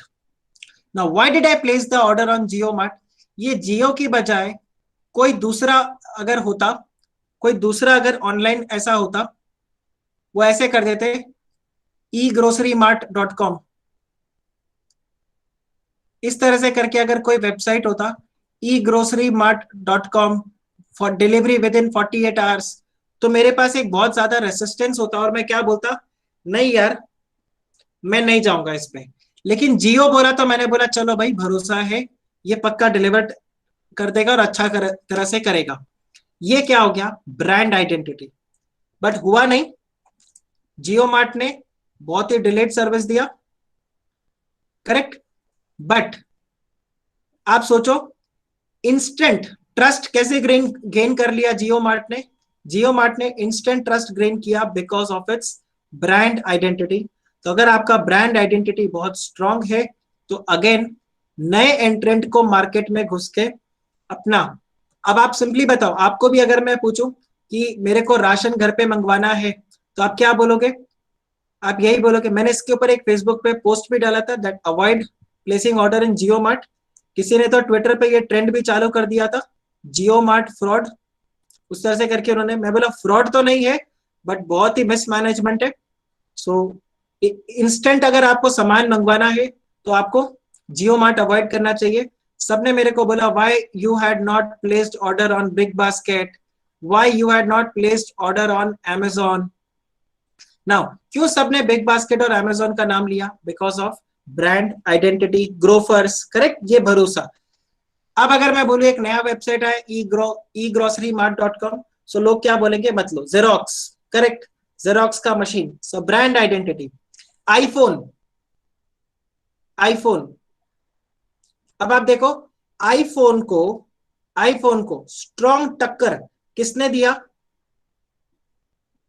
One plus, right? But one plus ने अपना पहला फोन जो लॉन्च किया था, they had launched in somewhere in 2013-2014. हाँ सैमसंग ने तो किया ही, बट सैमसंग और आईफोन दोनों हाई एंड प्राइस के फोन थे, 50,000 के ऊपर। वन प्लस आया जो 50,000 के नीचे था, और उसमें वो सारे फीचर्स थे, अच्छे फीचर्स थे जो एक हाई एंड सैमसंग या हाई एंड आईफोन आपको देता है। आप सोचो 2014-15 से धीरे धीरे करते हुए 2000 समवेयर इन 2018-19 आप बोलोगे वन प्लस ने अपना ब्रांड को एस्टैब्लिश किया, correct. So this is brand identity, okay, so this is there. यहां पर वही है, टोयोटा, निसान, होंडा, उन्होंने क्या किया, ह्यूज सम स्पेंड किया अपने नए प्रोडक्ट डेवलपमेंट में और प्रमोशनल एक्टिविटीज में, और इससे क्या हुआ, वो फोर्ड और ये सब जो अमेरिकन कार्स थे उनसे ऊपर निकल के आ गए। Then access to distribution channel, so access to distribution channel में आपका क्या आ जाएगा, एंड अगेन अगर लोग आपके प्रोडक्ट को बेचने से मना कर दे तो इन दैट केस आपके लिए क्या हो जाएगा, प्रॉब्लम हो जाएगा। आपको सप्लाई करने से मना कर दे तो प्रॉब्लम हो जाएगा। So the unavailability of the distribution channel for new entrant poses another significant entry barrier. Even तो इंटरनेट आ गया तो भी बहुत ज्यादा प्रॉब्लम है, क्योंकि ट्रस्ट फैक्टर आ जाता है।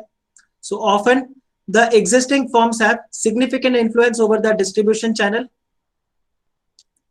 और अगर ये हो गया तो इट कैन रिटार्ड और impute by the new firms, उनको रोका जा सकता है। So that's why access to distribution channel is again going to place an important role. So because of the control over distribution channel in India, तो आप ये देखो हिंदुस्तान लीवर, PNG, गोदरेज, इन सब की वजह से small entrepreneurs find it difficult to sell their products through existing channel. आप देखो इसीलिए पतंजलि का जब प्रोडक्ट आया तो आप देखो पतंजलि का प्रोडक्ट को इजीली एक्सेस क्यों मिल गया, वो इसलिए एक्सेस मिल गया बिकॉज ऑफ बाबा रामदेव और उनका ब्रांड इमेज।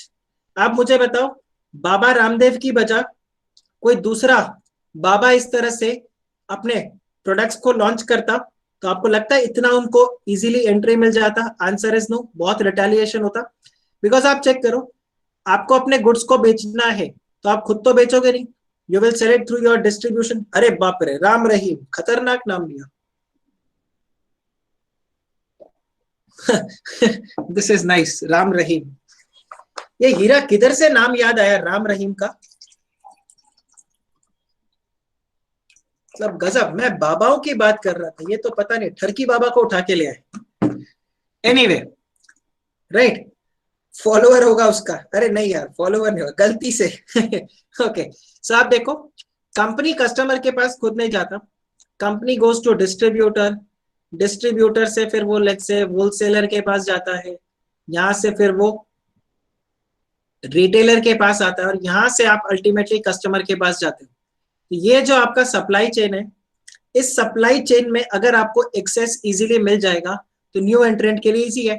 अब देखो जो ये डिस्ट्रीब्यूटर्स होते हैं ये कई बार कंपनीज के लॉयल होते हैं। जैसे अगर आपके पास हिंदुस्तान यूनिलीवर का डिस्ट्रीब्यूशन चैनल है तो आप वहां पर किसी नए कंपनी के डिस्ट्रीब्यूटर नहीं बनोगे। क्यों नहीं बनोगे?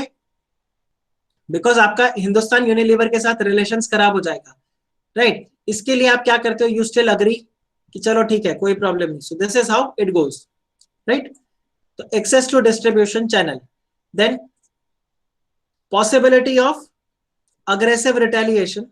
सो अगर अग्रेसिव रिटेलिएशन होगा तो उसकी वजह से आपको एंट्री नहीं मिलेगा, राइट। देखो sometimes the mayor threat of aggressive retaliation by incumbents. What do you mean by incumbent? Incumbent जो ऑलरेडी है यहाँ पे existing. Incumbent exact meaning इसका आ जाता है necessary, नहीं, currently holding, जैसे मैंने आपको बताया। Incumbent means currently holding, existing, जैसे मैंने आपको मीनिंग इसका बताया था। Incumbent means who is currently there।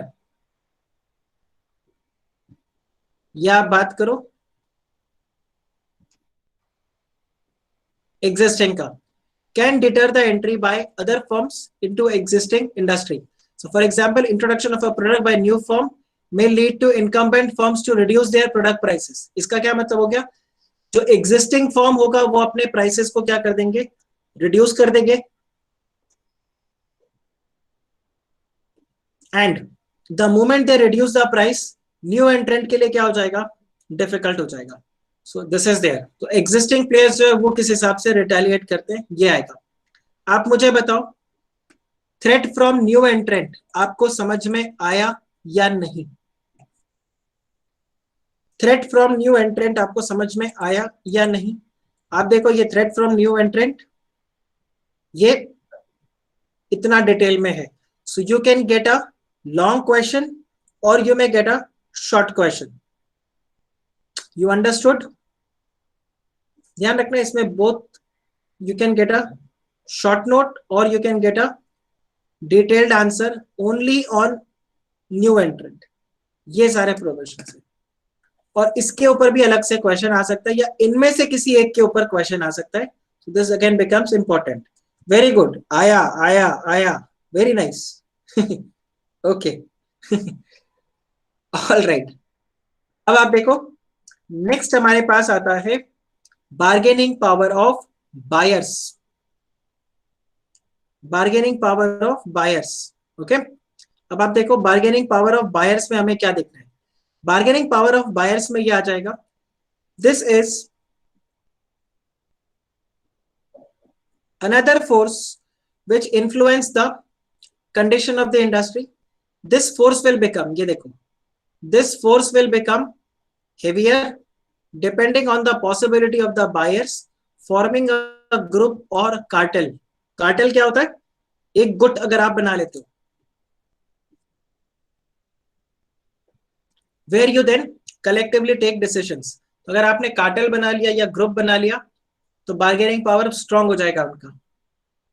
सो यहां पर वही आया हुआ है, देखो, the bargaining power of buyer influences not only the price that the producer can charge, but also in the cases the cost and investments of the producer, because powerful buyer, bargaining power of the buyer for better services will involve cost and investment on the part of producer. Group of industry, हाँ हीरा, cartel is group of industry. OPEC, oil producing economic countries, उसको हम cartel बोलते हैं. But cartel otherwise भी हो सकता है, वो ग्रुप बनाते. वो बोरीवली स्टेशन के बाहर देखो, 5-6 ऑटो वाले एक साथ कार्टेल बना के बैठे रहते हैं.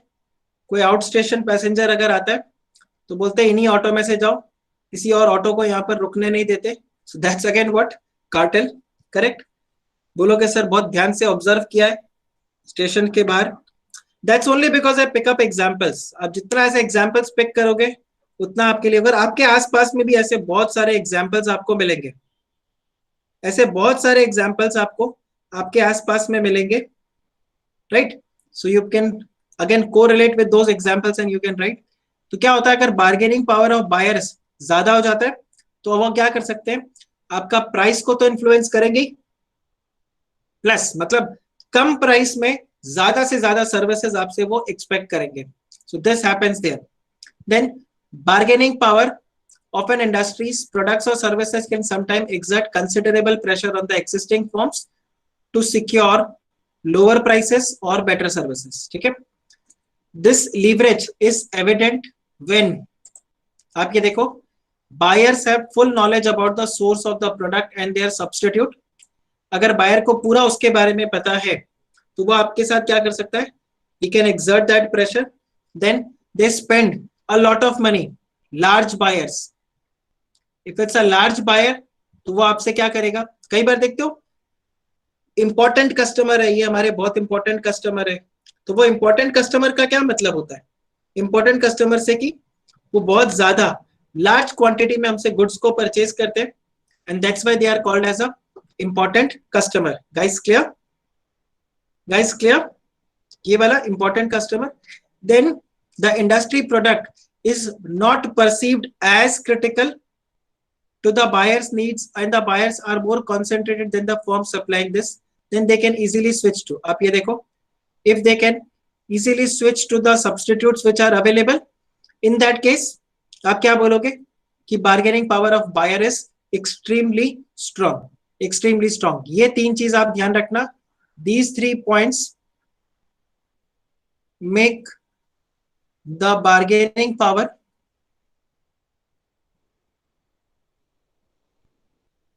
of buyer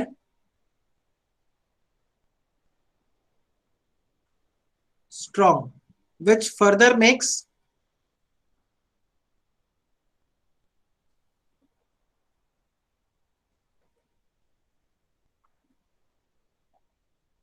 industry attractiveness weak. Okay फिर आप देखो बार्गेनिंग पावर ऑफ सप्लायर्स, तो यहां पर वही बताया हुआ है, quite often suppliers to exercise considerable bargaining power of the over the companies. और ये कब हो जाएगा, अगर जो सप्लायर है, देखो if the suppliers are also limited in numbers and they stand, this will stand a better chance to exhibit the bargaining power. So if you can see the example that I had given, एक ही supplier है जो सबको provide करता है, in that case इसका bargaining power क्या हो जाएगा, हाई, करेक्ट। नाउ ये बहुत इंपॉर्टेंट लाइन है आपके लिए, आप चेक करो, the bargaining power of the supplier determines the cost of raw material and other inputs of the industry, right? और वो डायरेक्टली किसको इम्पैक्ट करता है, इंडस्ट्री अट्रैक्टिवनेस और प्रॉफिटेबिलिटी को। आप सिंपली चेक करो ना, अगर एक ही सप्लायर है, हो सकता है ना वो महंगा बेचेगा, खरीदना है तो खरीदो वरना गेट आउट। सो यहाँ पर जैसे ही वो आपको बोलेगा खरीदना है तो खरीदो वरना गेट आउट, तो आपको मजबूरी में परचेज करना पड़ेगा, and this is going to impact your cost.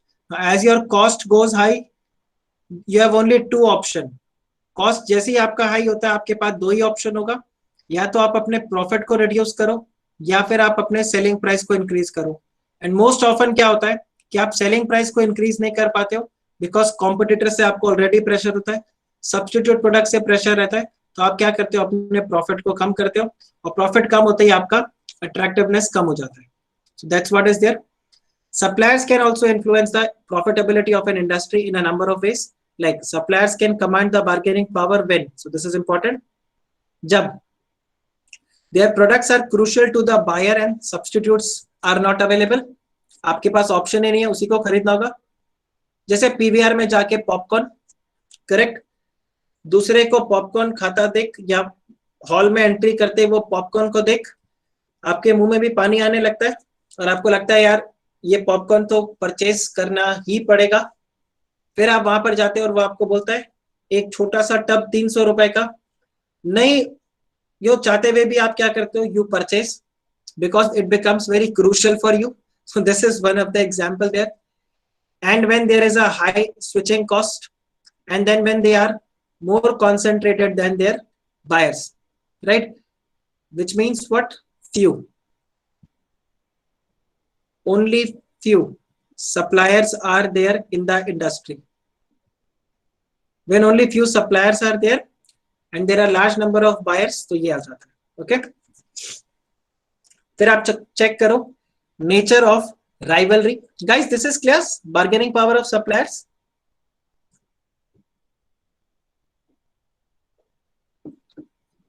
Right, okay अब देखो ये जो आपको मैंने यहाँ पे स्टार्ट में चार्ट बनवाया था, क्या अब ये कोरिलेट हो पा रहा है, पूरा कोरिलेट हो पा रहा है। अब ये देखो इंडस्ट्री राइवलरी अब हम पढ़ने वाले हैं, और अब ये देखो न्यू एंट्रेंट, देखो यही पढ़ा हमने, how easy it is for the एंट्रेंट। अगर उसके लिए बिल्कुल इजी, तो इंडस्ट्री अट्रैक्टिवनेस के हिसाब से हमने देखा। फिर आप ये देखो बार्गेनिंग पावर ऑफ सप्लायर हमने चेक किया, बार्गेनिंग पावर ऑफ बायर हमने चेक किया। Now we are going to study about the industry rivalry, right. आप चेक करो इंडस्ट्री राइवलरी। इंडस्ट्री राइवलरी के लिए क्या बताया हुआ है, the rivalry amongst the existing player is quite obvious, obvious रहेगा, दो पार्टीज अगर किसी एक पर्टिकुलर इंडस्ट्री में, तो कंपटीशन तो होगा ही, which is normally called as competition. But यहाँ पर तकलीफ क्या हो जाता है, अगर कंपटीशन बहुत ज्यादा स्टिफ हो। सो ये देखो the intensify of the rivalry in an industry is a significant determinant of the industry's attractiveness and policy. कितनों ने वो मूवी देखा once upon a time in Mumbai, Ajay Devgan वाला? उसमें उसका एक डायलॉग है ना, जब दोस्त बना के काम हो सकता है तो दुश्मनी क्यों। और एक वो मीटिंग करता है सब गुंडों के साथ, और वो सब गुंडों को बोलता है कि यू नो कोलाबा से यहाँ तक आपका, वहां से वहां तक आपका, उधर से वहां तक आपका, तो पूरे सिटी को स्प्लिट कर देता है, यस और नो।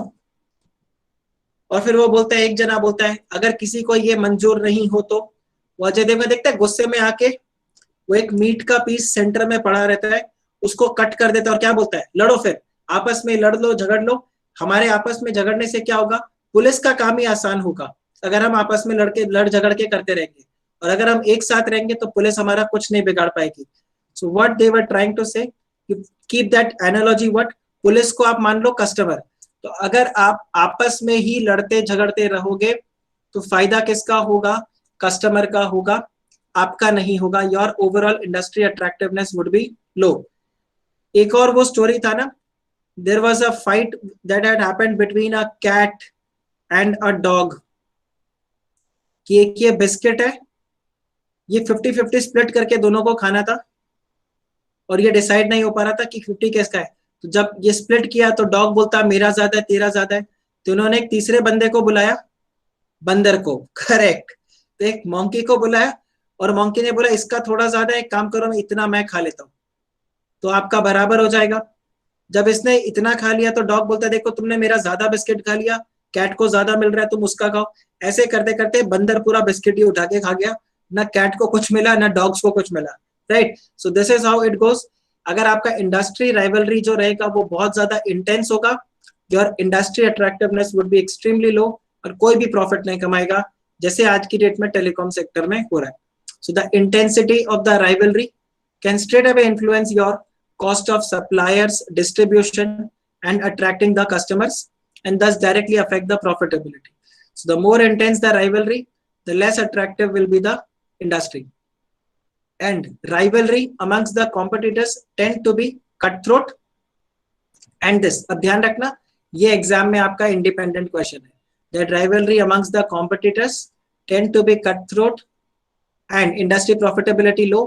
अगर कोई इंडस्ट्री का लीडर नहीं है तो सब क्या करेंगे, हर कोई लीडर बनने की कोशिश करेगा और अपने आप को एस्टैब्लिश करने के लिए कंपटीशन को और फियर्स करके रखेगा। अगला क्या है, competitor in the industry is numerous, बहुत ज्यादा इंडस्ट्री के अंदर प्लेयर्स हैं, सब आपस में जो कॉम्पीट कर रहे हैं। Then competitors operate with high fixed cost. What is the problem with high fixed cost? The problem with high fixed cost is कि हर कोई क्या करना चाहेगा, फिर ब्रेक इवन करना चाहेगा।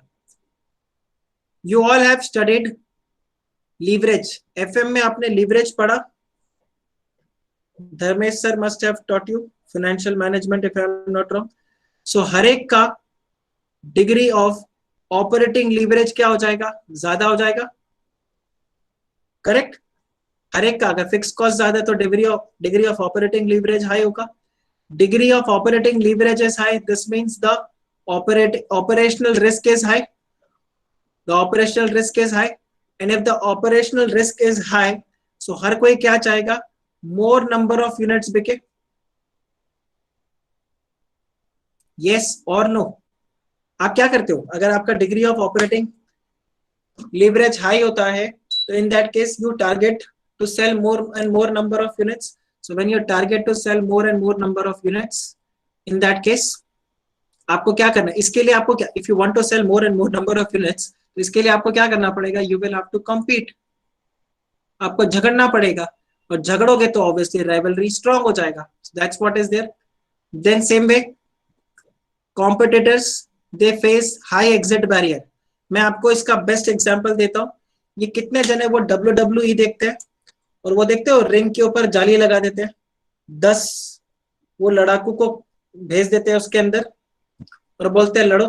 अब लास्ट में 10 में से कोई बाहर नहीं निकल सकता, या तो लड़ते जाओ, और लास्ट में हेल इन द सेल, अच्छा उसको ऐसा बोलते हैं। So hell in the cell is what, it is your high exit barrier. मतलब आप कूद तो गए अखाड़े में, आप कूद तो गए अखाड़े में, लेकिन प्रॉब्लम ये निकलना नहीं आता या निकलना इजी नहीं है वहां से। सो आप इंडस्ट्री में एंटर कर गए, आपने काफी ज्यादा टाइम स्पेंड कर दिया, आपने काफी ज्यादा उसमें पैसा स्पेंड कर दिया, right. Stakes are high, no it is not very easy for you to exit the business. So what will happen in this case, in this case you the competition will be more, because आपका यहाँ पे कैसा situation हो जाता है, In this kind of state you enter into that do or die. ये door हो गया, door नहीं है, थोड़ा गैप ज्यादा रखना था. So this becomes what? This becomes your do or die situation. ये आपको do or die situation में लेके आ जाता है. और जब भी do or die situation होगा आपके लिए क्या हो जाएगा वो? The rivalry will again intensify. Correct? A classic example, World Cup semi-final match. Correct? World Cup final match. Correct? So this is do or die situation. Okay? So this is there. ये exam में question आता है आपका. इसके अलावा when the competitors have little opportunity to differentiate their offering. अब मुझे बताओ सबका प्रोडक्ट एक जैसा ही दिख रहा है तो अगेन कंपटीशन स्ट्रांग हो जाएगा. Then the industry has a slow और डिमिनिश्ड ग्रोथ. तो हर कोई क्या चाहेगा, मेरा मार्केट में जो ग्रिप है वो क्या हो, वो स्ट्रांग हो. करेक्ट. ये देखो यही सारे प्रोविजंस आपको यहाँ पर दिए हुए हैं. राइट. यही सारे प्रोविजंस आपको जो हमने भी यहाँ पर डिस्कस किया, हमने जो यहाँ पर डिस्कस किया यही प्रोविजन यहाँ पर डिटेल में दिया हुआ है. So I would want you all to read all this because ध्यान रखना ये एक इंडिपेंडेंट क्वेश्चन बन के आपको मिलेगा. तो अगर इंडिपेंडेंट क्वेश्चन मिलेगा तो आप इसके अंदर का मसाला यहां से भरोगे. करेक्ट. आप मसाला यहां से भरोगे. So do read this. In case you get struck in this तो मैं आपको बता दूंगा, बट ध्यान रखना this will be an independent question in your exam. ये वाला जो येलो कलर से मैंने मार्क किया है, this can be a independent question in the exam. फिर आप चेक करो, आपके पास आ जाता है threat from substitutes. Right. So guys this you have to read it yourself and we can cover this in case you have any doubt. I have discussed everything, each and every word I have discussed here. So अब आप यहाँ पे देखो next आता है threat from substitutes. तो substitute से क्या आपको थ्रेट होगा, तो आप देखो substitute products are latent source of competition. So what do you mean by latent? What do you mean by latent?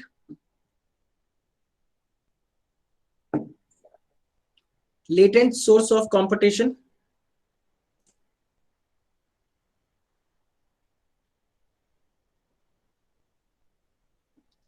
What do you mean by latent source of competition?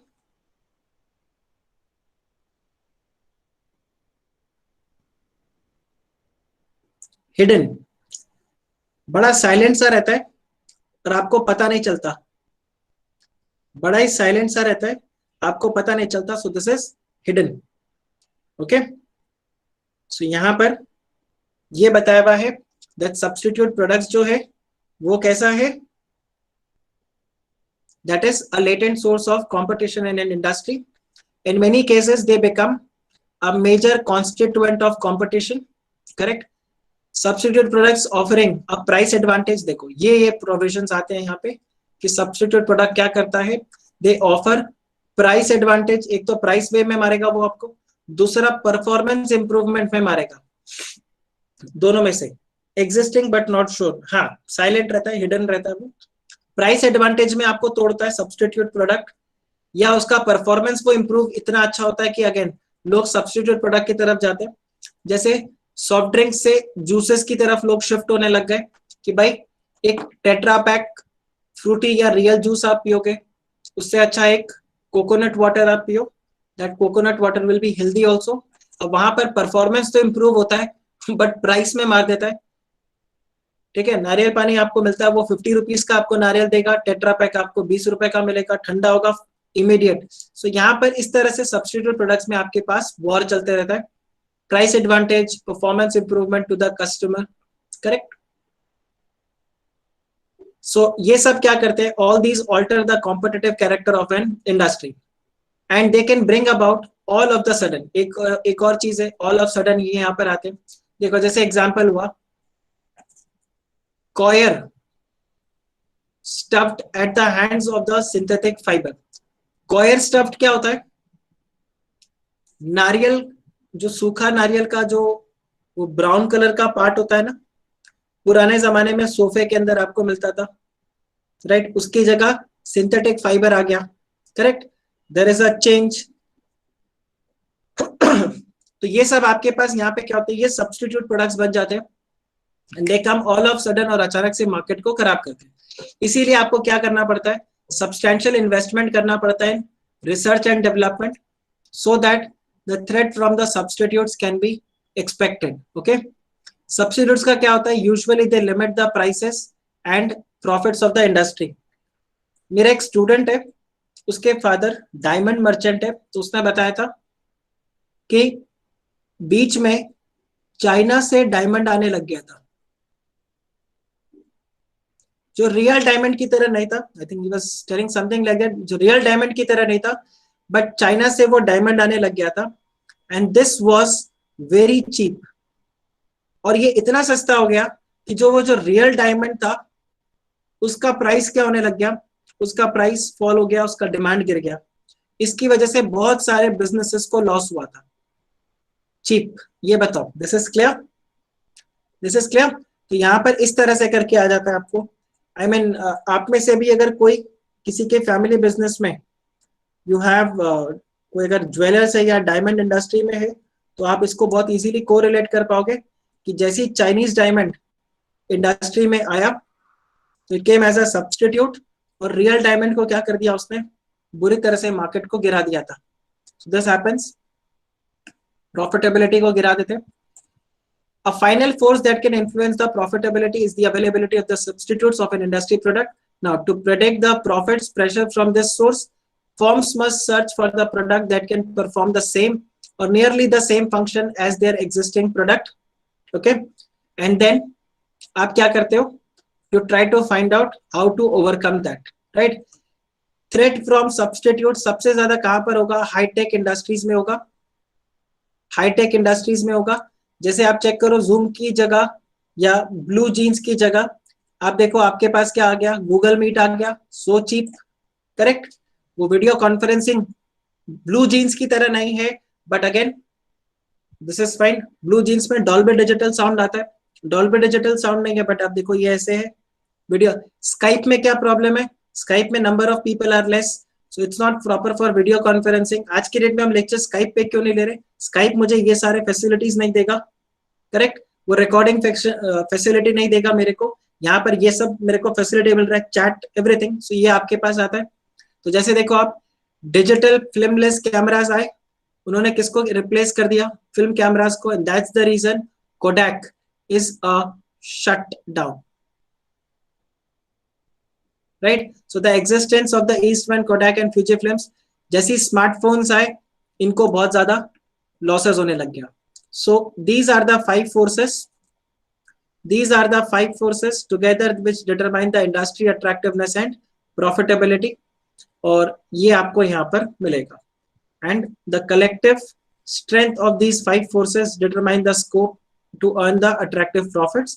And the strength of the forces may vary from industry to industry. So this is what we have for Michael Porter five forces model. As far as your exams are concerned, हमने काफी सारे portion को यहाँ पे detail में discuss किया।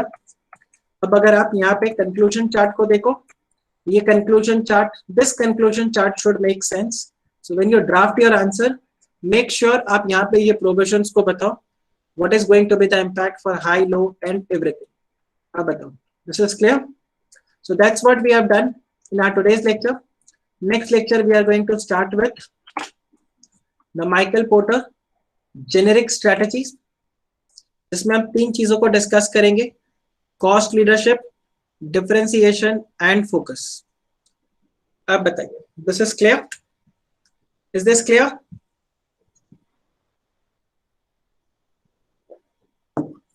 All right then, that's it for the day.